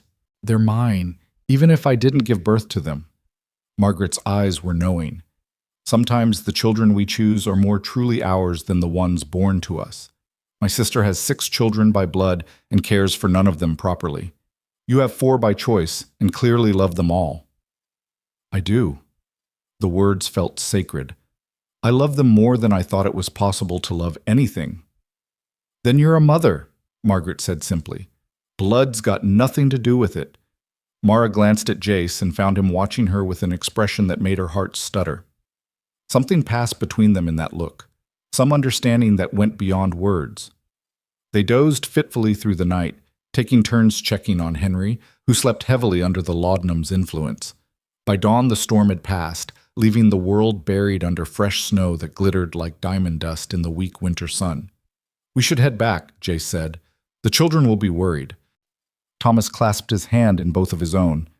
"If you ever need anything, anything at all, you come to us. We won't forget this." The journey home was easier with daylight and clear skies, though the snow was deep enough to make every step a challenge. Mara's legs burned with exhaustion. Her lungs ached from breathing frozen air, but she kept pace with Jace, determined not to slow them down. They were perhaps 2 miles from the ranch when Jace suddenly stopped, holding up a hand for silence. Mara listened, heard nothing but the whisper of wind through snow-laden pines. "What is it?" "Thought I heard something. Probably nothing." But his hand had moved to the rifle slung across his back. They continued, but Jace's tension had communicated itself to Mara.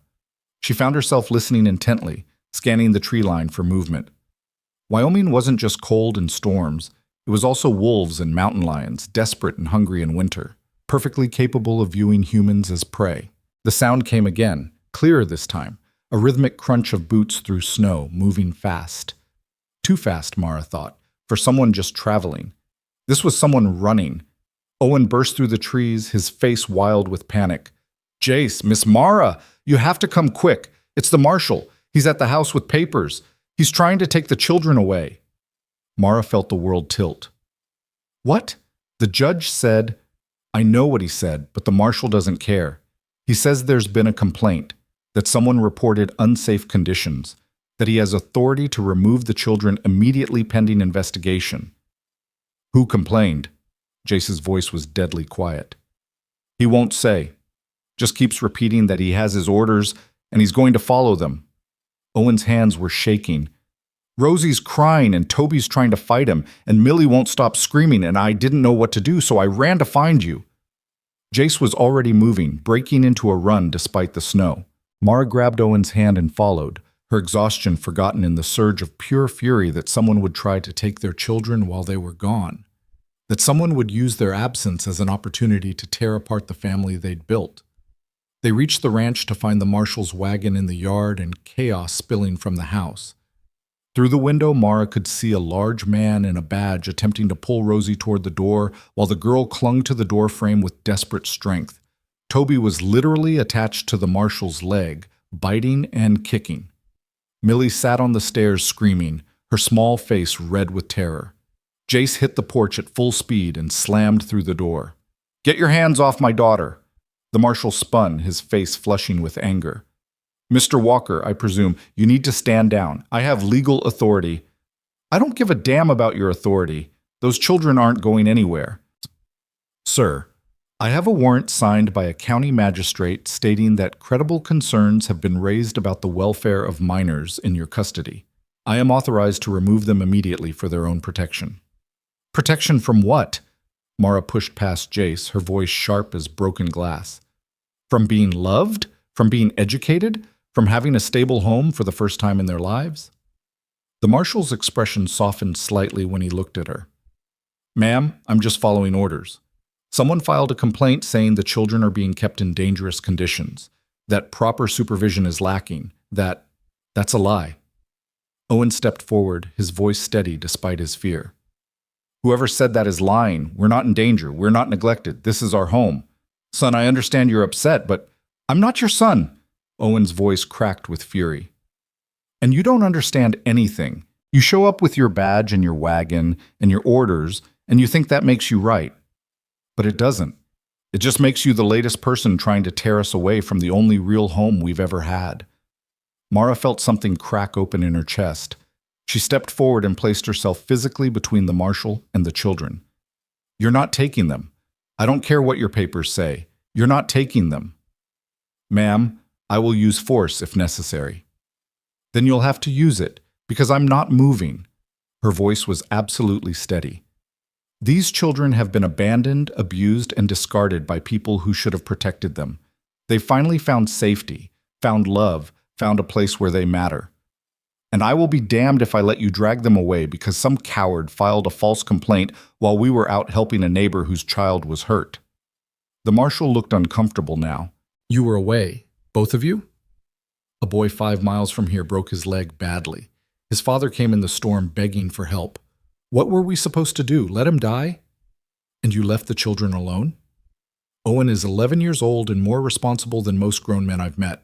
Jace's voice was low and dangerous. He kept his siblings safe and warm and fed while we helped a neighbor. That's what families do, Marshal. They help each other. The complaint specifically mentioned leaving minors unsupervised. Who filed the complaint? Mara demanded.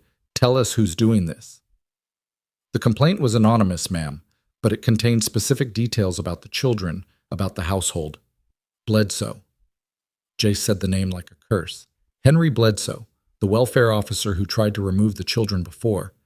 This is revenge because we went over his head to the judge. The marshal shifted uncomfortably, which was answer enough. So let me understand this correctly, Mara said, her voice cold with fury. A bureaucrat whose authority was overruled filed a false complaint, and you're using that as justification to traumatize 4 children who've already been through hell. Is that about right? Ma'am, I'm just doing my job. Your job is to protect children. Look at them. She gestured to where Rosie, Toby, and Millie huddled together on the stairs, Owen standing guard in front of them. Do they look neglected? Do they look abused? Or do they look like children who are terrified of being ripped away from their home? The marshal looked at the children, really looked at them, and something shifted in his expression. These weren't the hollow-eyed, malnourished waifs he'd probably expected. They were clean and well-fed, dressed in mended but adequate clothes, clinging to each other with the fierce protectiveness of a real family. Let me see your warrant, Jace said. The marshal handed it over. Jace read it carefully, his face growing darker with every line. This is signed by Magistrate Collins in Casper, not by Judge Caldwell, who issued our guardianship order. Collins doesn't have jurisdiction over our case. That's a technicality. It's the law. Jace thrust the paper back. Judge Caldwell's order specifically states that any modifications to our guardianship must go through the Territorial Circuit Court. This magistrate has no authority to override that, which means this warrant is invalid, and if you try to enforce it anyway, you'll be the one breaking the law. The marshal stared at him, then at the paper, then back at the children. Mara could see the calculation in his eyes, the weighing of duty against common sense. I'm going to need to verify this with my office, he said finally. You do that. But you're not taking these children anywhere while you do. If you try, I'll file kidnapping charges against you personally. Jace's voice was absolutely level. And every person in this valley will testify that you tried to forcibly remove children from a legally recognized guardianship based on an invalid warrant filed by a vindictive bureaucrat. How do you think that's going to look? The marshal was silent for a long moment. Then he nodded slowly. I'll verify the jurisdictional question, but Mr. Walker, if it turns out this warrant is valid, then we'll go to Judge Caldwell directly.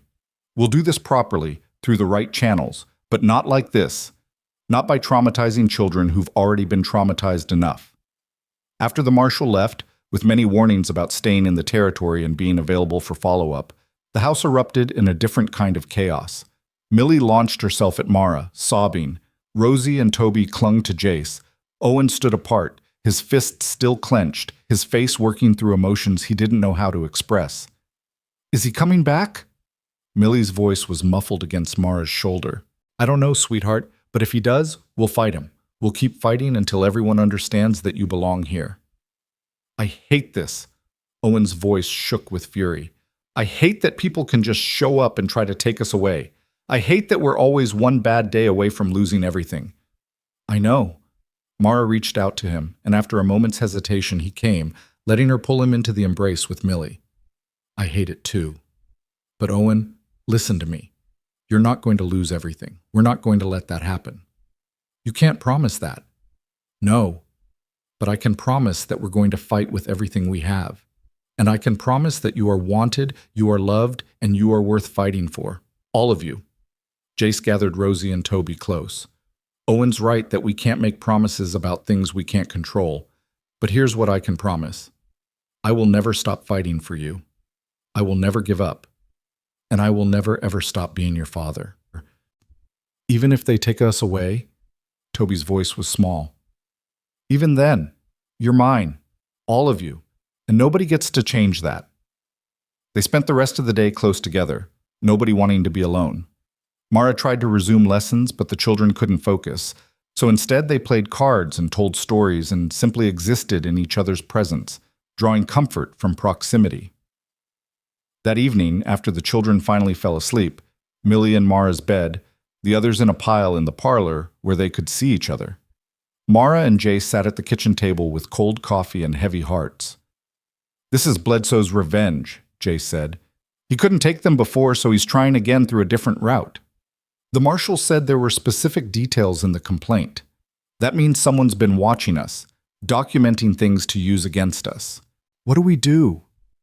Mara thought about Boston, about the life she'd left behind, about the woman who'd believed herself worthless because her body couldn't produce children. And she thought about the woman she'd become, fierce and protective and absolutely unwilling to let bureaucracy destroy the family they'd built. We document right back, she said. We get more testimonies, more evidence. We show that leaving Owen in charge while we helped an injured child is responsible parenting, not neglect. We prove that every single detail in that complaint is either false or deliberately misconstrued. And if it's not enough, then we go higher, to the territorial governor if we have to. We make so much noise that they can't ignore us. She reached across the table and gripped his hand. Jace, I'm not losing these children. I've already lost the dream of bearing my own. I'm not losing the reality of raising them too. His fingers tightened on hers. I need you to know something, Mara. When that marshal walked in and tried to take them, my first thought wasn't about the ranch, or the guardianship, or even the children. It was about you, about how if he took them, it would destroy you. And I realized that somewhere along the way, your happiness became as important to me as theirs. Mara's breath caught. Jace, I'm saying this badly. I'm no good with words, but you need to know that you're not just the children's mother anymore. He swallowed hard. You're the person I want to face everything with, the good and the bad, the storms and the fights and whatever else comes. I want you as my partner in all of it. I want that too. The words came out whisper soft, but absolutely certain. I came here thinking I was broken, thinking I had nothing to offer because I couldn't give a man children. But you showed me that I was wrong, that I had everything to offer, just not to the man I'd married. I had it to offer to children who needed a mother and to a man who needed a partner. So what do we do now? Mara smiled, tired but fierce. Now we fight. Together. And we win. Because we don't have any other choice. They sat in the quiet kitchen, hands linked across the table, while the house settled around them and their children slept. Outside, winter continued its brutal hold on the valley. But inside, warmed by more than just fire, something stronger than winter was taking root. Love and partnership, and the absolute refusal to surrender what they'd built. The fight was far from over. But for the first time since that terrible knock on the door, Mara felt something like hope. The telegram arrived 3 days later, brought by a rider who'd made the dangerous journey from town specifically to deliver it. Jace opened it with shaking hands while Mara and the children watched, tension crackling through the air like electricity before a storm. Judge Caldwell has issued an emergency injunction, Jace read aloud, his voice rough with relief. The warrant from Magistrate Collins is declared invalid. Bledsoe has been formally reprimanded for filing a fraudulent complaint. The marshal is ordered to close the investigation immediately. For a heartbeat, nobody moved. Then Toby let out a whoop that probably carried all the way to town, and suddenly they were all talking at once, laughing and crying and clinging to each other with the desperate relief of people who'd come too close to losing everything. "Does this mean we're safe?" Rosie asked, her voice still trembling. "Really safe?" "For now," Jace said honestly. "But we need to understand something. Bledsoe tried this once and failed. He might try again, or someone else might. We can't let our guard down." "So we're never really safe." Owen's voice was flat. "We're always going to be looking over our shoulders, waiting for the next person to decide we're not a real family." Mara knelt in front of him, forcing him to meet her eyes. "Owen, listen to me. Yes, there will always be people who question us, who think family has to look a certain way. But you know what? We proved them wrong. We fought and we won. And every time someone tries to tear us apart, we'll fight again and win again, until everyone finally understands that this family is real. How many times do we have to fight?" "As many as it takes." Her voice was steel. "Because you're worth it. All of you are worth fighting for, over and over and over again." Owen's face worked through several emotions before settling on something that might have been acceptance. "Okay, then we fight." The telegram had also brought news that the bridge reconstruction was finally beginning.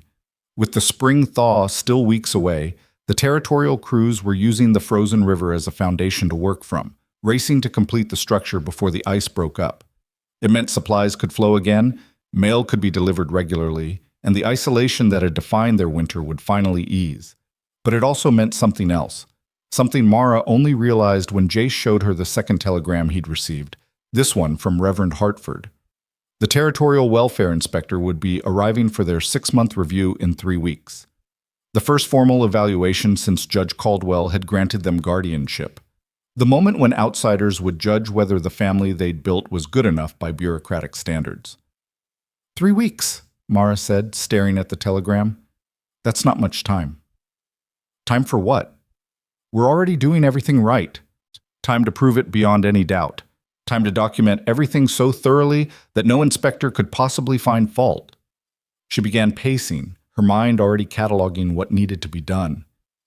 "We need detailed academic records for each child showing progress, medical documentation of their health, testimony from neighbors about their behavior and well-being, financial records proving the ranch can support them, a formal schedule demonstrating structure and routine."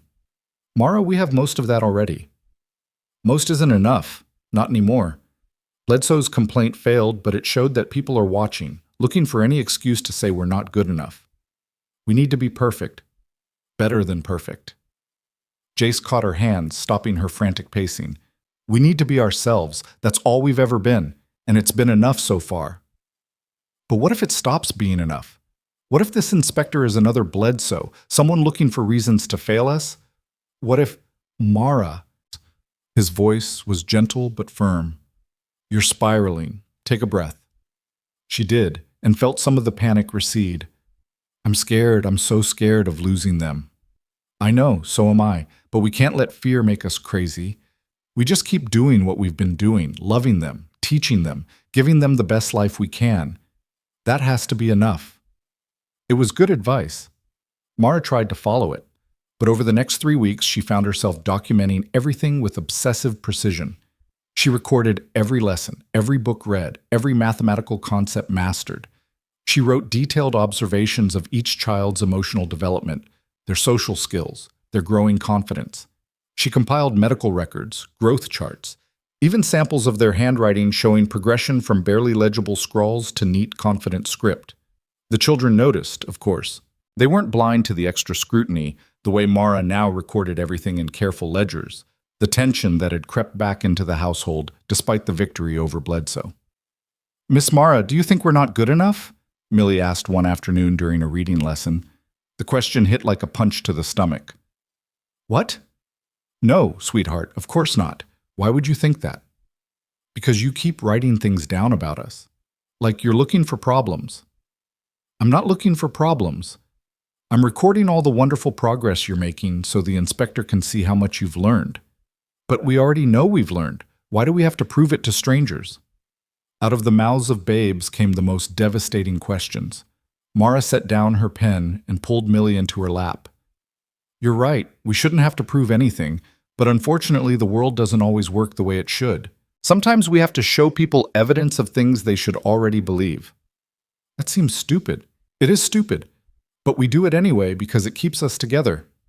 Millie was quiet for a moment, then looked up at Mara with those two old eyes. "Are you tired of fighting for us?" "Never." The word was fierce and immediate. "I will never, ever be tired of fighting for you.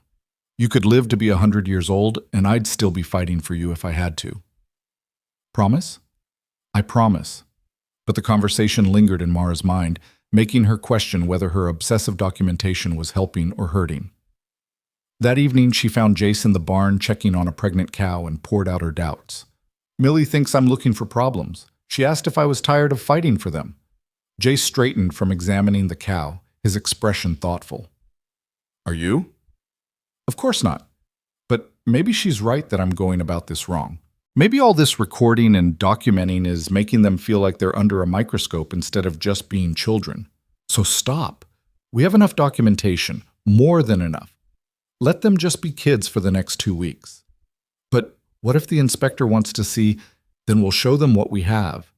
"But Mara, these children have spent their whole lives being evaluated and judged and found wanting by someone. Let's not make them feel that way in their own home." He was right. She knew he was right. So Mara put away the ledgers and the careful observations and instead focused on simply being present. They had snowball fights that left everyone soaked and laughing. They built an elaborate snow fort that took 3 days and became the site of epic battles. They read together by the fire and played cards and taught Millie to braid hair and helped Toby build a wooden horse that looked more like a deformed dog but was treasured nonetheless. Owen continued to draw, filling page after page with sketches of the ranch, the animals, his family. Rosie wrote poetry that made Mara's heart ache with its beauty and honesty. Toby memorized every constellation visible from the front porch. Millie learned to read simple books on her own, sounding out words with fierce concentration. They were thriving. Anyone with eyes could see it. The inspector arrived on a clear March morning when the snow was finally beginning to retreat, revealing patches of brown earth like promises of spring. Mrs. Eleanor Pritchard was a severe-looking woman in her 50s, with iron-gray hair and sharp eyes that missed nothing. She arrived with a leather satchel full of forms and a manner that suggested she'd seen everything and approved of very little. "Mr. Walker, Miss Collins." Her handshake was firm and brief. "I'll need to interview each child separately, inspect the living quarters, review your educational and medical records, and observe the family dynamic. This will take most of the day." "Of course," Mara's voice was steady despite her racing heart. "The children are expecting you. They're in the parlor." Mrs. Pritchard's inspection was thorough to the point of invasive.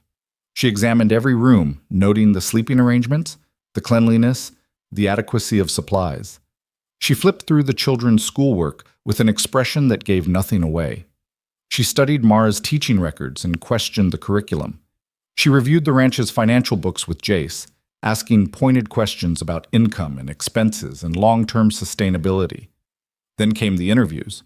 Each child was called into the kitchen one by one, while the others waited nervously in the parlor. Mara wasn't allowed to be present, which felt like torture. She could only imagine what questions were being asked, how the children were responding, whether they were saying the right things, or accidentally revealing something that would be used against them. Owen was first. He emerged 15 minutes later, his face carefully blank. She wants Rosie next. How did it go? Fine. She asked about school and chores and whether Jace ever hit us or left us alone or made us work too hard. His jaw was tight with anger. I told her the truth, that this is the first place we've ever been safe. Rosie went in next, then Toby, then finally Millie. Each interview seemed to last an eternity. Mara paced the parlor while Jace stood at the window, his hands clenched behind his back, watching the barn as if he could will away the tension through sheer force of focus. When Millie finally emerged, she went straight to Mara and buried her face in her skirts. I told her you're my mama. Was that wrong? She asked if you were my mother, and I said yes, you're my mama, even though you didn't birth me, and she wrote something down in her book. You told her the truth, sweetheart. That's never wrong. Mrs. Pritchard emerged from the kitchen, her expression still unreadable. I'd like to observe the family during a typical afternoon routine. Please proceed as you normally would. So they did, though it was the most awkward afternoon of Mara's life. She conducted lessons while Mrs. Pritchard sat in the corner taking notes. The children stumbled over answers they normally rattled off without thinking, hyper-aware of the stranger watching them. Mara tried to keep things natural, but everything felt stilted and performative. After lessons came chores. Owen helped Jace with the animals while Mrs. Pritchard watched. Rosie and Mara prepared supper. Toby split kindling with the focused intensity of someone desperate to prove his competence. Millie set the table, carefully placing each fork and knife exactly right. At supper, Mrs. Pritchard sat at the table with them, still observing, still taking notes. The meal was tense and silent, everyone too nervous to attempt conversation. Even Toby, usually incapable of quiet, ate without his customary chatter. Finally, after what felt like days but was actually only about 8 hours, Mrs. Pritchard packed up her satchel and prepared to leave. I'll submit my report to Judge Caldwell within the week. You'll be notified of the decision. Can you tell us anything? Jace's voice was rough. Any indication of how the review went? Mrs. Pritchard studied them all for a long moment. Jace with his work-weathered hands and careful eyes, Mara with her fierce protectiveness barely contained, the four children clustered together like they could shield each other from whatever verdict was coming. I've been doing this work for 15 years, she said finally. I've seen children in mansions who were neglected and abused by their blood relatives. I've seen children in poverty who were cherished and nurtured by strangers. Family isn't about money or blood or meeting some bureaucratic checklist. It's about love and commitment and showing up every single day. She looked at each child in turn. Owen, you told me this is the first place you felt safe. Rosie, you said Miss Collins teaches you that your words matter. Toby, you said Mr. Walker makes you laugh even when you're scared. And Millie, her voice softened, you told me that you finally have a mama who stays. Tears were streaming down Mara's face. She couldn't help it. What I'm saying, Mrs. Pritchard continued, is that you don't need to wait for my official report to know what I'm going to recommend. This is a real home. These are real parents, and these children are exactly where they belong. The relief was so profound it was almost painful. Jace's knees seemed to buckle slightly.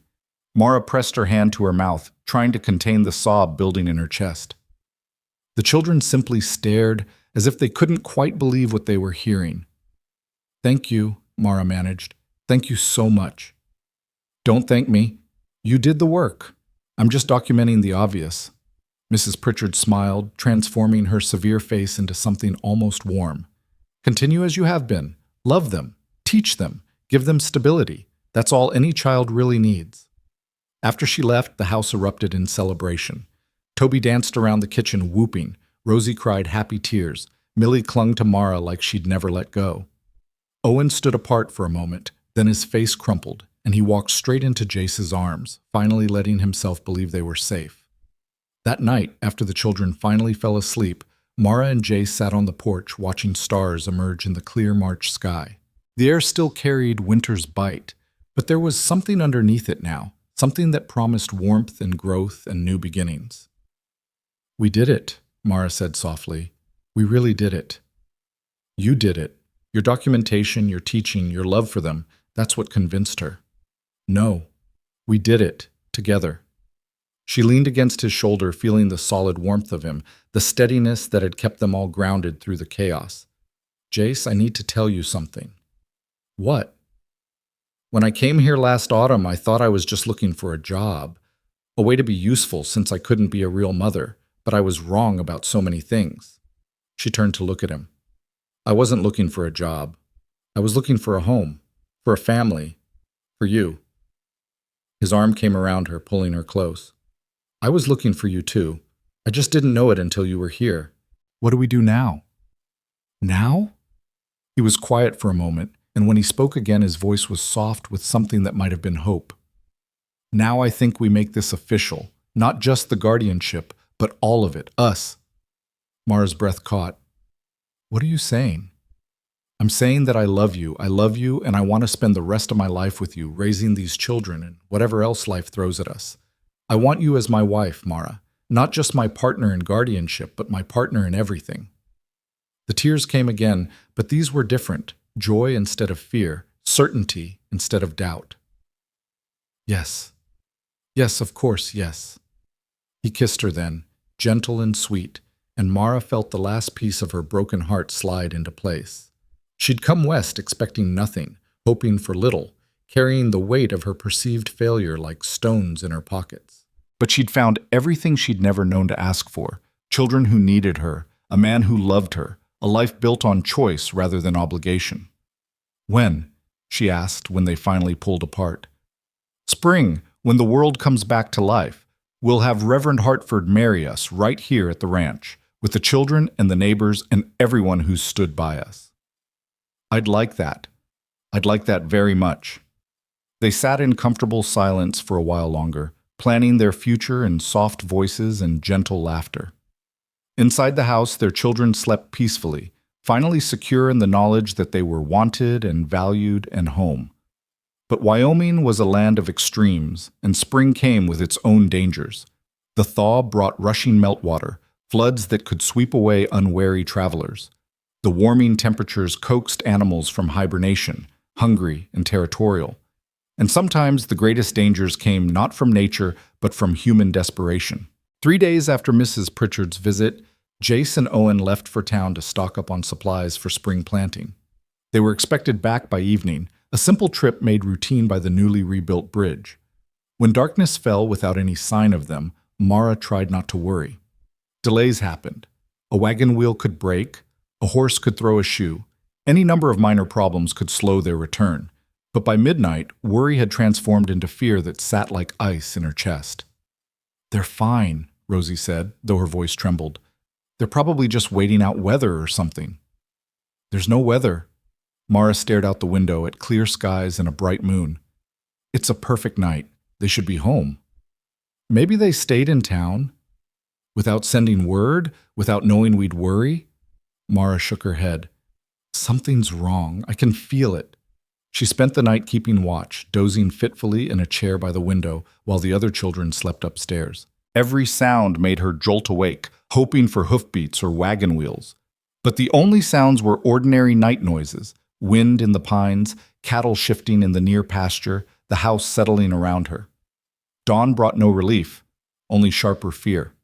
Mara made breakfast automatically, her hands steady even as her mind spiraled through increasingly terrible scenarios.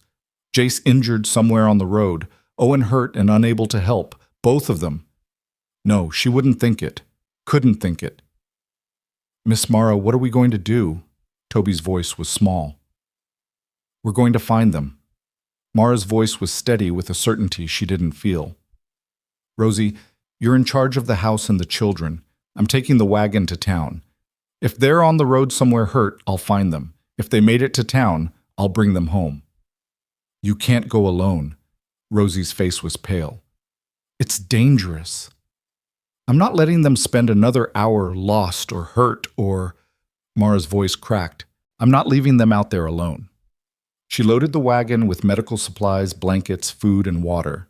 Then she kissed each child, made Rosie promise to keep everyone inside and safe, and drove out of the yard as the sun cleared the eastern mountains. The road to town was empty and peaceful, showing no signs of trouble.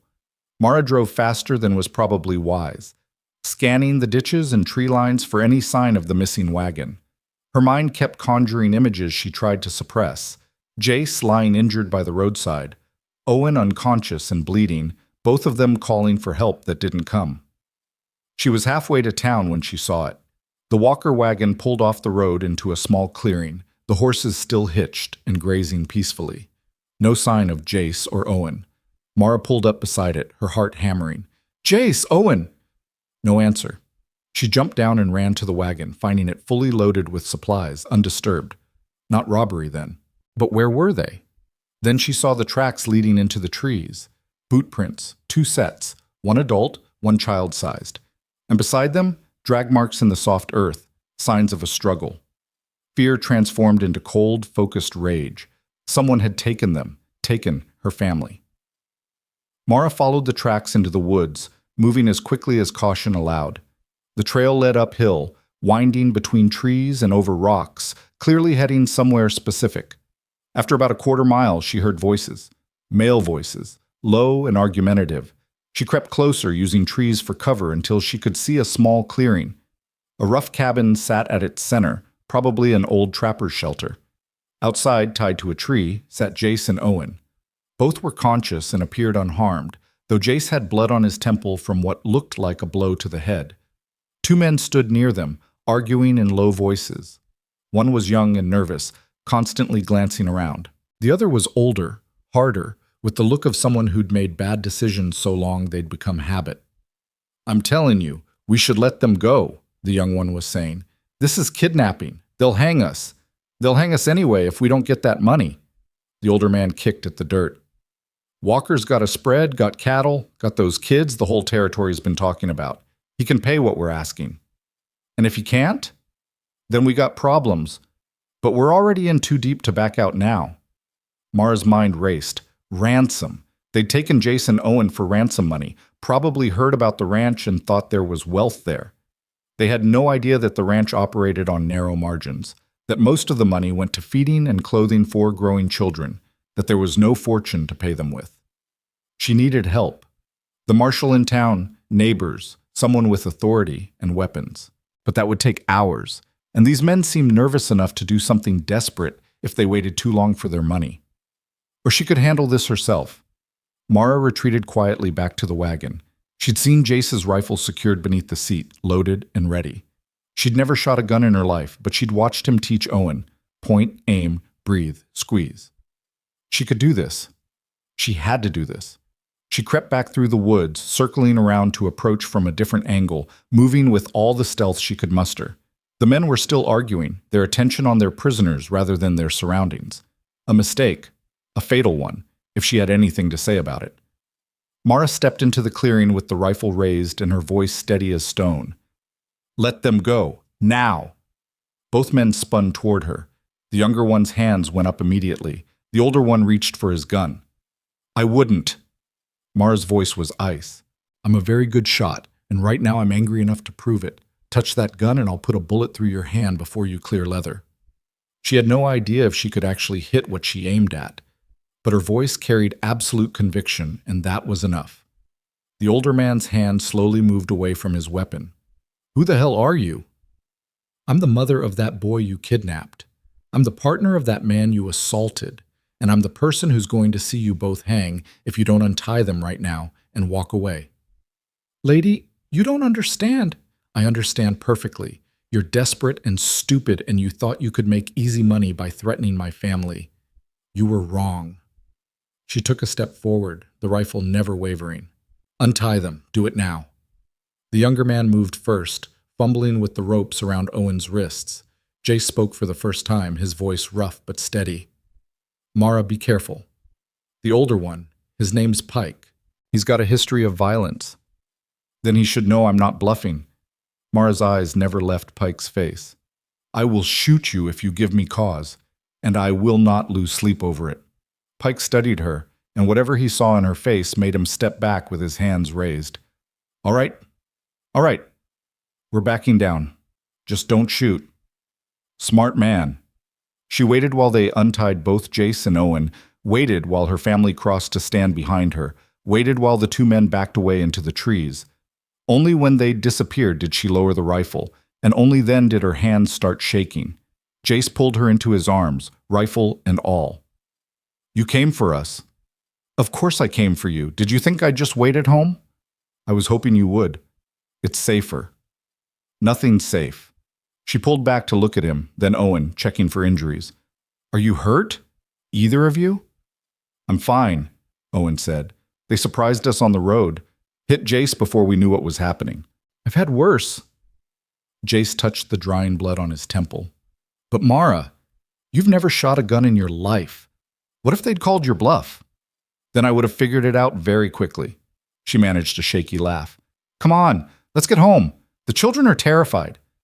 They rode back together, Jace driving the supply wagon with Owen beside him, Mara following in the wagon she'd brought.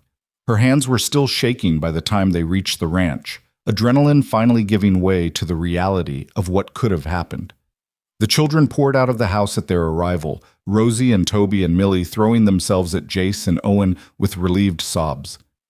They all talked at once, questions overlapping, hands reaching out to touch and confirm that everyone was really home and really safe. That evening, after the marshal had been notified and promises made to track down Pike and his accomplice, after the children had finally been reassured and put to bed, Mara and Jace found themselves once again on the porch in the darkness. "You saved our lives today," Jace said quietly.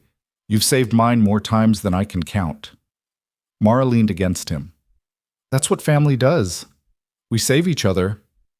Still, walking into that clearing with a gun you'd never fired, bluffing those men, Mara, that was incredibly brave and incredibly foolish. "Well, you rode across a collapsing bridge in the middle of the night. I'd say we're even on brave foolishness." He laughed, the sound rough but genuine. "I suppose we are. God, I love you. I love you too, even when you get yourself kidnapped. I didn't exactly plan that part." They sat in silence for a while, processing the terror and relief of the day. Then Jace spoke again, his voice serious. "We need to think about security, about protecting the children if something like this happens again. I can teach you to shoot properly. We can keep weapons accessible, make sure someone always knows where we're going and when we should be back." "Agreed. And maybe we talk to the neighbors about watching out for strangers, about warning each other if there's trouble." "We'll make a plan, a good one." He kissed the top of her head. "But right now, I just want to sit here with you and be grateful we're all alive." "That sounds perfect." So they sat together under the stars, two people who'd found each other against all odds, who'd built a family from broken pieces, who'd fought and survived and were still standing. Inside the house, their children slept peacefully, trusting that the adults who'd chosen to love them would always come home. And Mara, the woman who'd once thought herself worthless because she couldn't bear children, finally understood that she'd always been exactly what she was supposed to be. Not less than a mother, but precisely the mother these specific children needed, and precisely the partner this specific man had been waiting for. Spring was coming. With it would come a wedding, a new beginning, and a future built on choice and love and the stubborn refusal to let the world define what family meant.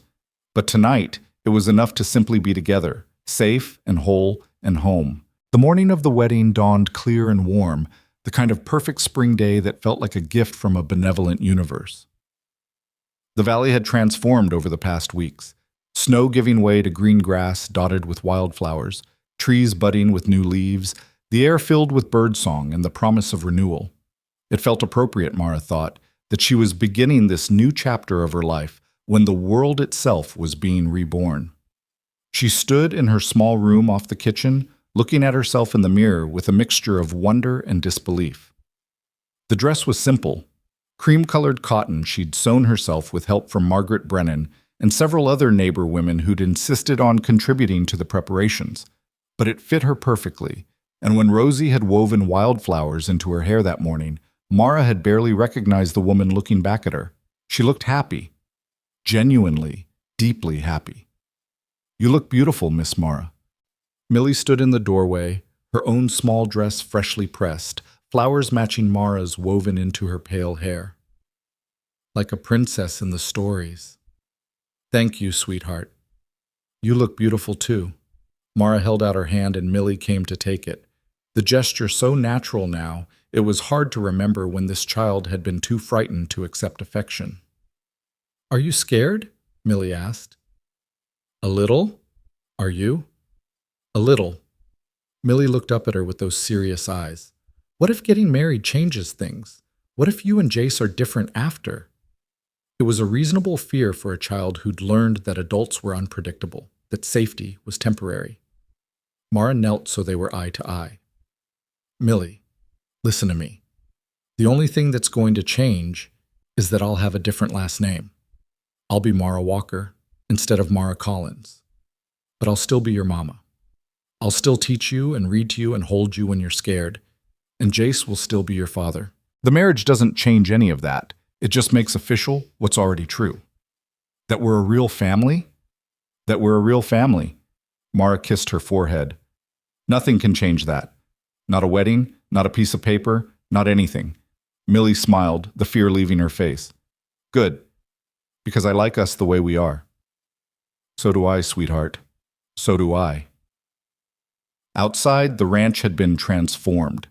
Neighbors had arrived at dawn to help set up, and now the yard was filled with benches borrowed from the church, tables laden with food that the community had contributed, and an arch made of fresh pine boughs and wildflowers standing beneath the old oak tree where Jace had proposed. It wasn't fancy by city standards, but it was perfect by any standard that mattered. Mara could hear voices and laughter, the sounds of a gathering that was equal parts wedding and celebration of survival. These people had stood by them through the challenges of the past months, had written testimonies and offered support, and proved that community meant something more than just proximity. They deserved to witness this moment. They're ready for you. Rosie appeared, looking more grown up than her years in a pale blue dress. Reverend Hartford is in position, and Jace looks like he's about to pass out from nervousness. Mara laughed. Then I'd better go rescue him. She stepped out of the house to find Owen and Toby waiting, both wearing clean shirts and slicked back hair, both looking simultaneously proud and uncomfortable in their formal clothes. Owen held out his arm with careful formality. We're supposed to walk you down to the tree, he said, all four of us. Jace said, his voice caught slightly. He said that we're giving you away to him, and he's giving himself to us, so we should all be part of it. Mara felt tears prick her eyes. That sounds exactly right. So she walked across the ranch yard with a child on each side. Owen on her right, Rosie on her left, Toby and Millie just ahead scattering flower petals with more enthusiasm than accuracy. The neighbors stood and smiled, and Mara saw Margaret Brennan wiping her eyes, saw Thomas grinning, saw Dr. Mitchell looking satisfied as if he'd prescribed this cure himself. And at the end of the makeshift aisle, standing beneath the flower-draped arch in his best shirt, with his hair freshly cut and his face weathered by sun and wind and care, stood Jace. When he saw her, his entire face transformed with a smile that made her heart stutter. This man who'd gathered broken children and built them a home, who'd fought bureaucrats and ridden through storms and nearly died multiple times for this family, was looking at her like she was something precious beyond measure. Reverend Hartford stood beside him, his kind face beaming. As Mara reached the arch, the children stepped back to stand with the neighbors, and suddenly it was just her and Jace and the promise of forever hanging in the spring air between them. Dearly beloved, Reverend Hartford began, his voice carrying across the gathered crowd, we are assembled here in the sight of God, and these witnesses to join together this man and this woman in holy matrimony. But before I continue with the traditional ceremony, Jace has asked to say a few words.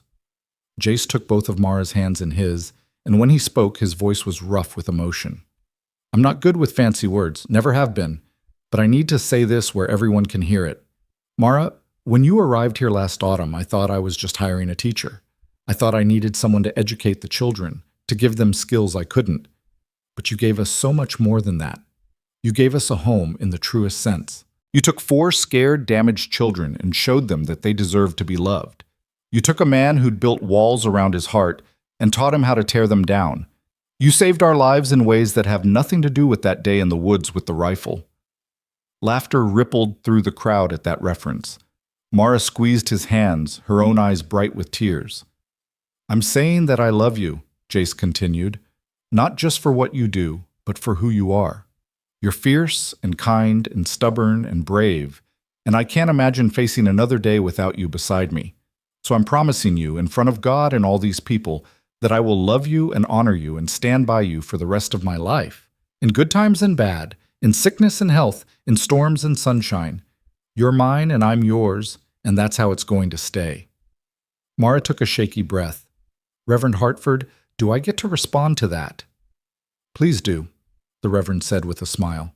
Jace Walker, when I came to Wyoming, I was running away from a life where I'd been told I was worthless because I couldn't bear children.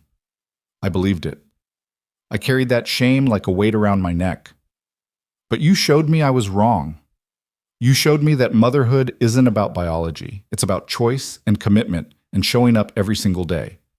You gave me Owen and Rosie and Toby and Millie, and through them you gave me back myself. The woman who'd forgotten how to hope, who'd stopped believing in second chances. You helped her become someone stronger, someone whole. She paused, overwhelmed by emotion. I love you. I love your quiet strength and your fierce protectiveness and the way you see straight through to what matters. I love that you gathered broken things and made them beautiful. I'm promising you the same thing you promised me, all of it, forever, no matter what comes. We're in this together. Then let's make it official. Reverend Hartford beamed at them both. Do you, Jace Walker, take this woman to be your lawfully wedded wife? I do. And do you, Mara Collins, take this man to be your lawfully wedded husband? I do. The rings, please. Owen stepped forward with two simple bands that Jace had hammered himself from silver, not perfect but solid and true. They exchanged them with hands that shook slightly, sliding the metal onto each other's fingers while promises hung in the air like blessings. By the power vested in me by the territory of Wyoming and the grace of God, I now pronounce you husband and wife. Jace, you may kiss your bride. He did, gentle and sweet, while the crowd erupted in applause and the children cheered. When they finally pulled apart, both of them were crying and laughing at the same time, and Mara thought she'd never been happier in her entire life. The celebration that followed was joyful and chaotic. Tables groaned under the weight of food that neighbors had brought, roasted meats and fresh bread, preserves and pies, early vegetables from greenhouses. Someone produced a fiddle, and soon there was dancing, partners swirling across the grass while children ran shrieking between the adults, and the spring sunshine blessed everything with golden light. Mara danced with Jace, with Owen, with Toby, with every neighbor who asked. She laughed until her sides hurt and ate until she was full and accepted congratulations from people who'd become more than neighbors. They'd become family in the broader sense, the community that would help them raise these children and build this life. As the sun began to set, casting long shadows across the valley, Dr. Mitchell raised his glass for a toast. To Jace and Mara Walker, he called out, and everyone quieted to listen. I've been doctoring in this territory for 20 years, and I've seen a lot of families, some held together by blood, and some held together by choice. And I'll tell you something, the best families, the strongest families are the ones built on choice. Because blood is an accident, but choosing someone day after day, even when it's hard, that's love. That's real family. So here's to the Walkers, all 6 of them, and to the family they've built through choice and courage and more than a little stubbornness. To the Walkers, the crowd echoed, raising glasses. Later, when the neighbors had finally departed and the children were reluctantly agreeing to go to bed, Mara and Jace stood in the yard watching stars emerge in the darkening sky. From inside came the sounds of the children settling, Rosie reading to Millie, Owen and Toby arguing good-naturedly about something inconsequential. Mrs. Walker, Jace said softly, testing out the name. That's me now, Mara replied, still marveling at it. Mara Walker, mother of 4, wife of one very stubborn rancher. No regrets? Not a single one. She leaned into his warmth. You? Only that I didn't find you sooner. We could have had more time. We have all the time we need, the rest of our lives, remember? They stood in comfortable silence for a moment. Then Jay spoke again, his voice thoughtful. I've been thinking about next winter, about expanding the house, adding a proper schoolroom for you, maybe another bedroom or 2. The The children are growing, and they'll need more space. And maybe someday, he paused, uncertain. Maybe someday what? Maybe someday there could be more children, not ours by blood, but others who need a home, Mara finished, understanding flooding through her. Other lost ones who need gathering. Would you mind? I know 4 is already a lot, and you didn't sign up for Jace Walker. I would love nothing more than to gather more lost children and give them what we've given these 4. This house, this family, there's always room for one more who needs it. He kissed her then, long and deep, and Mara tasted promise and partnership and a future bigger than she'd ever dared imagine. But that future would have to wait, because the next morning brought a development none of them had anticipated. They were finishing breakfast when Owen asked if he could speak to both of them privately. There was something in his voice that made Mara's protective instincts flare immediately. Of course. Let's go to the parlor. They settled into chairs while Owen paced, working up to whatever he needed to say. Finally, the words burst out in a rush. I want to know about my parents, my real parents, the ones who died. Mara and Jace exchanged glances. This was territory they'd been dreading and expecting in equal measure. What do you want to know? Jace asked gently. Everything. Where they're buried, what they were like, why. Owen's voice cracked. Why they had to die and leave me alone. Oh, Owen. Mara reached for him, but he stepped back, arms wrapped around himself defensively. I know they loved me. I remember that much. But I can't remember their faces anymore. And it feels like I'm losing them all over again. And I feel guilty because I'm happy here, because I love you and miss Mara. Mara now, I guess. And it feels like being happy means forgetting them. It doesn't mean that, Jace said firmly. Owen, loving us doesn't diminish what you felt for your parents. The heart doesn't work that way. It just grows bigger to make room for more love. But I can barely remember them. Tears were streaming down Owen's face now. What kind of son forgets his own parents? You were 8 years old when they died, Mara said softly. You've been through trauma and upheaval and more change than any child should have to endure. Memory is fragile under those circumstances, but forgetting details doesn't mean you've forgotten love. That stays even when faces fade. I want to visit their graves. I need to say goodbye properly. I never got to.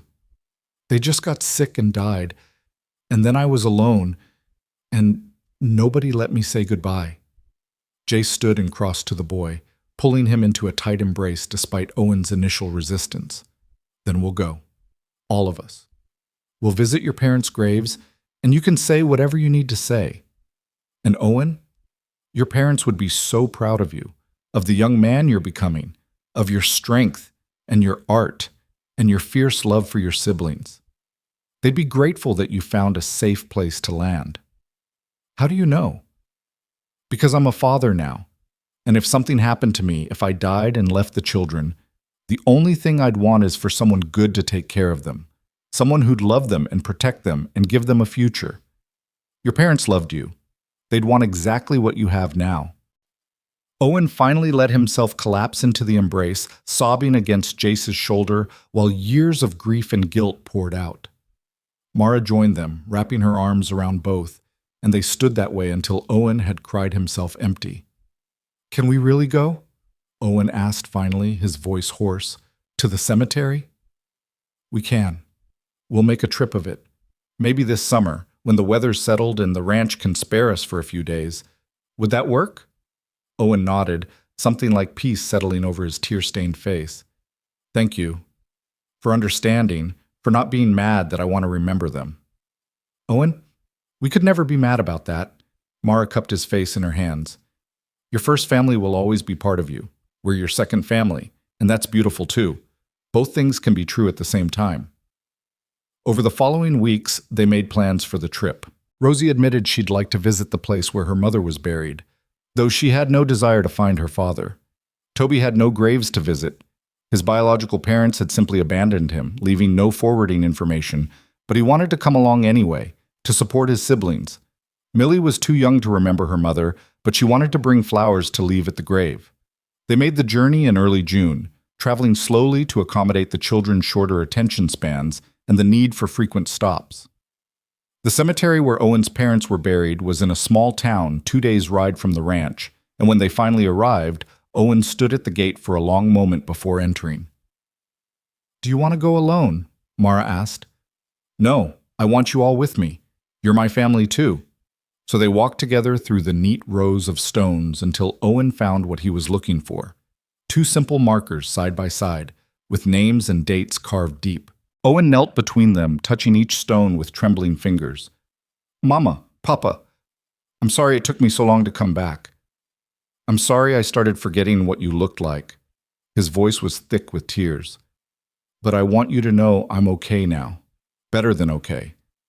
I found a new family who loves me, and I hope, you'd approve. They're good people. They take care of me and my brothers and sisters. They teach us and protect us and make us feel like we matter." He paused, wiping his eyes. "I'm not alone anymore. And I'm going to make you proud, I promise. I'm going to be a good man like Papa was, and kind like Mama. I'm going to take care of my family the way you took care of me. And I'm never going to forget you, even if I can't remember all the details. You'll always be my first parents, my real parents. I love you. I'll always love you." Mara felt tears streaming down her own face. Beside her, Jace's arm came around her waist, solid and steady. The other children stood close, forming a circle of support around Owen and the graves of people they'd never met, but who'd made their brother who he was. After a long moment, Owen stood. He laid wildflowers on each grave, then stepped back into the family that had claimed him.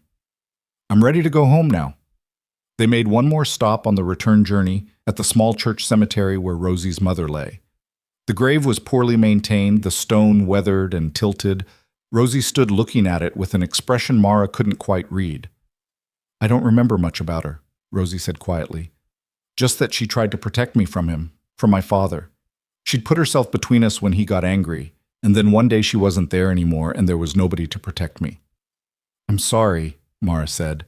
"No child should have to live like that. I used to be so angry at her, for dying, for leaving me alone with him, but now—" Rosie touched the stone gently. "Now I think maybe she was just tired. Tired of being hurt, tired of being scared. And I can't be angry at someone for being tired." "That's very wise," Jace said. "Mama." Rosie used the word deliberately, looking at Mara.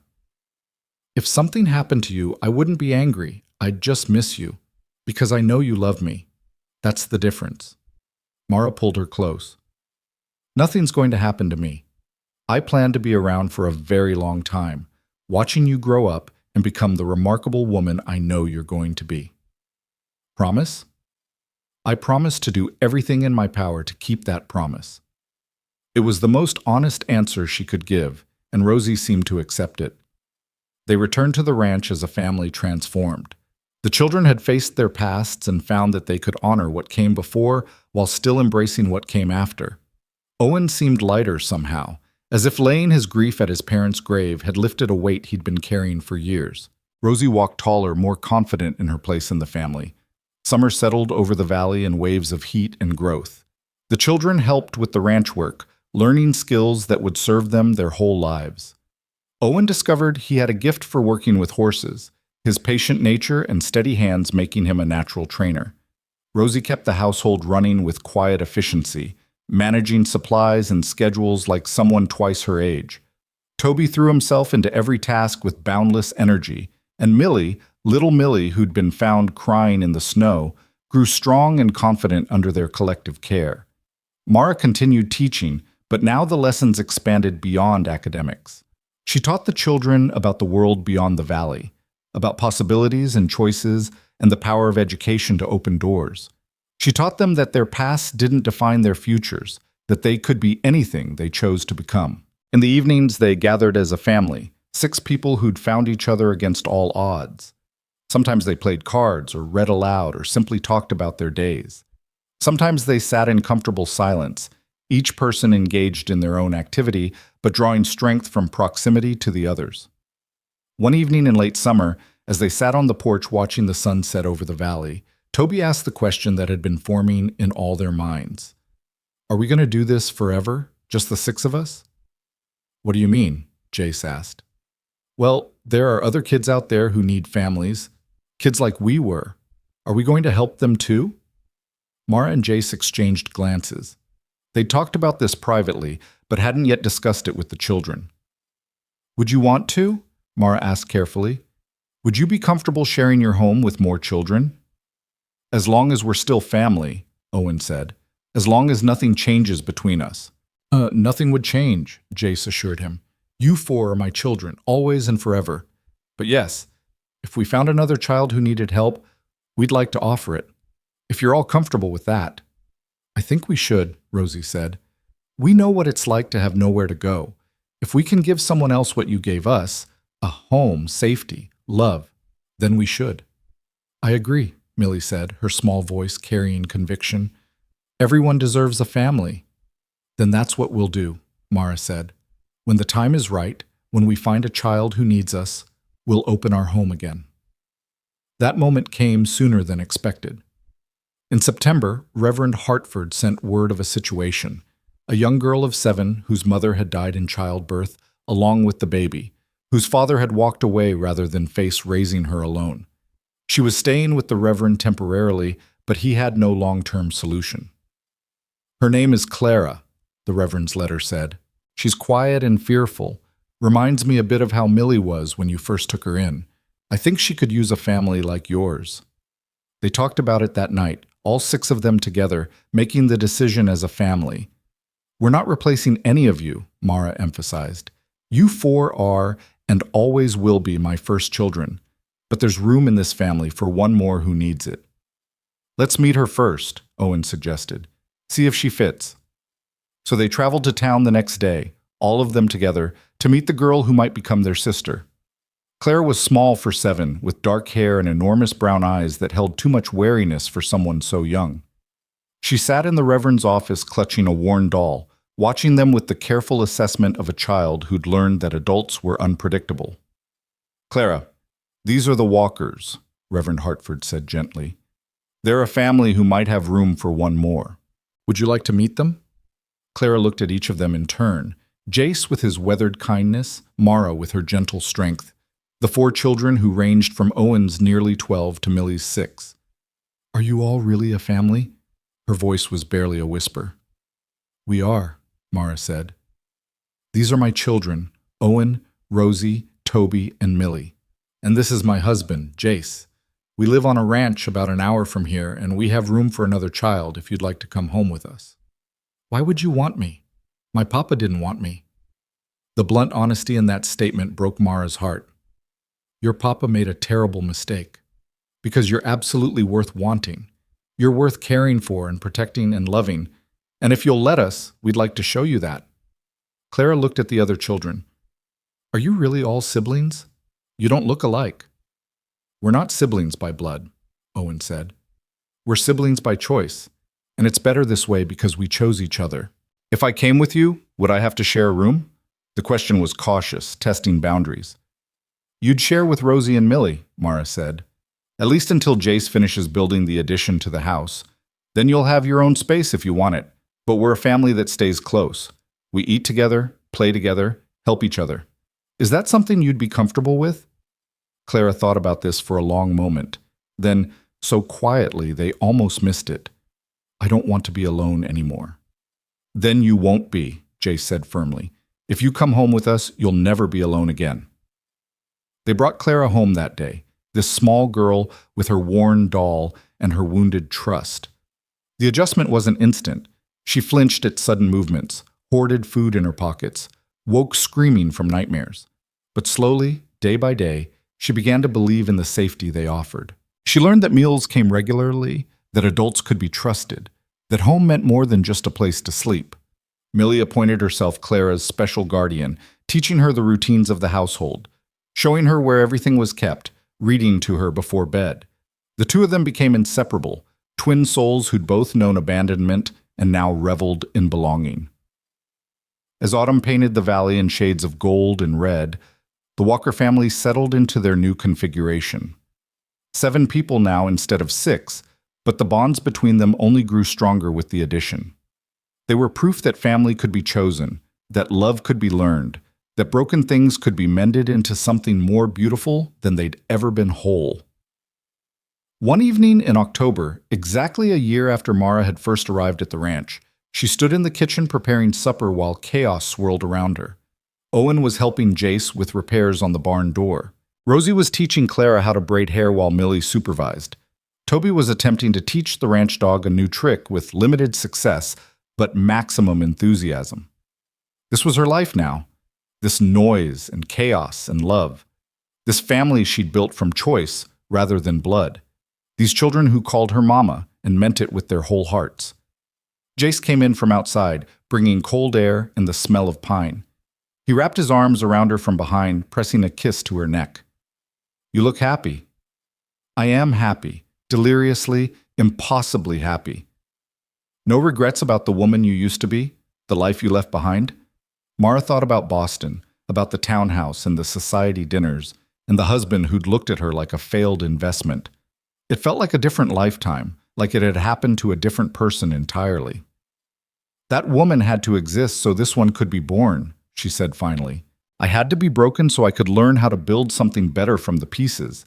So no regrets. Everything that happened brought me here, to you, to them, and I wouldn't change a single moment of it." "Not even the hard parts?" "Especially not the hard parts. They taught us what we're made of.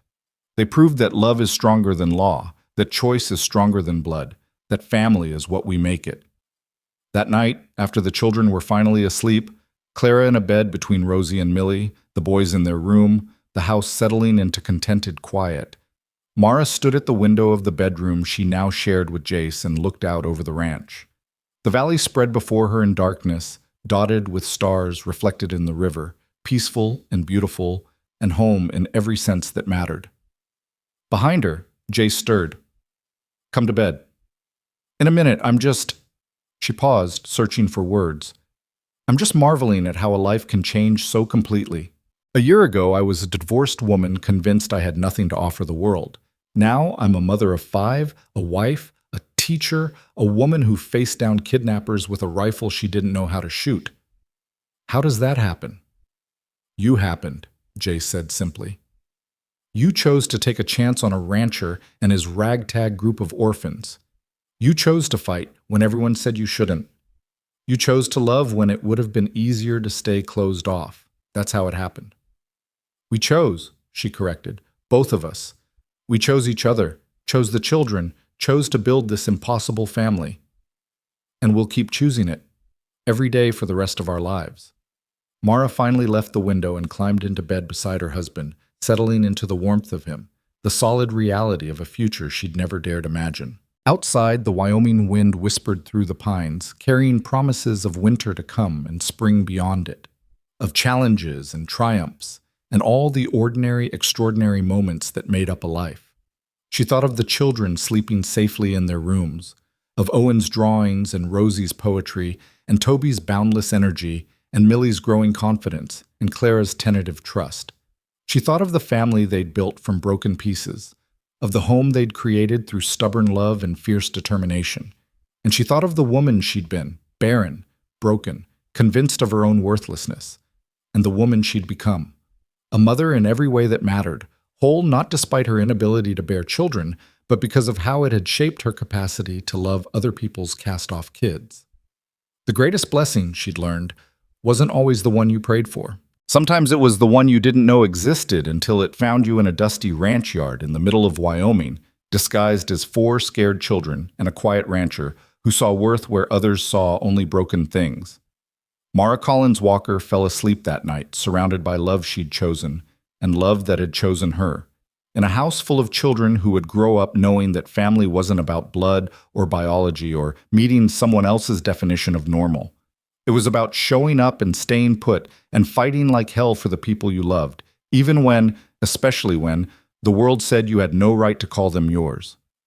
She'd come to Wyoming with empty arms and an emptier heart, but she'd leave this world, many years hence, after watching her children grow and thrive and build families of their own, with a legacy more precious than blood could ever provide. She'd leave behind the proof that love multiplies rather than divides, that broken can be transformed into beautiful, and that sometimes the family you choose is the one you were meant to have all along.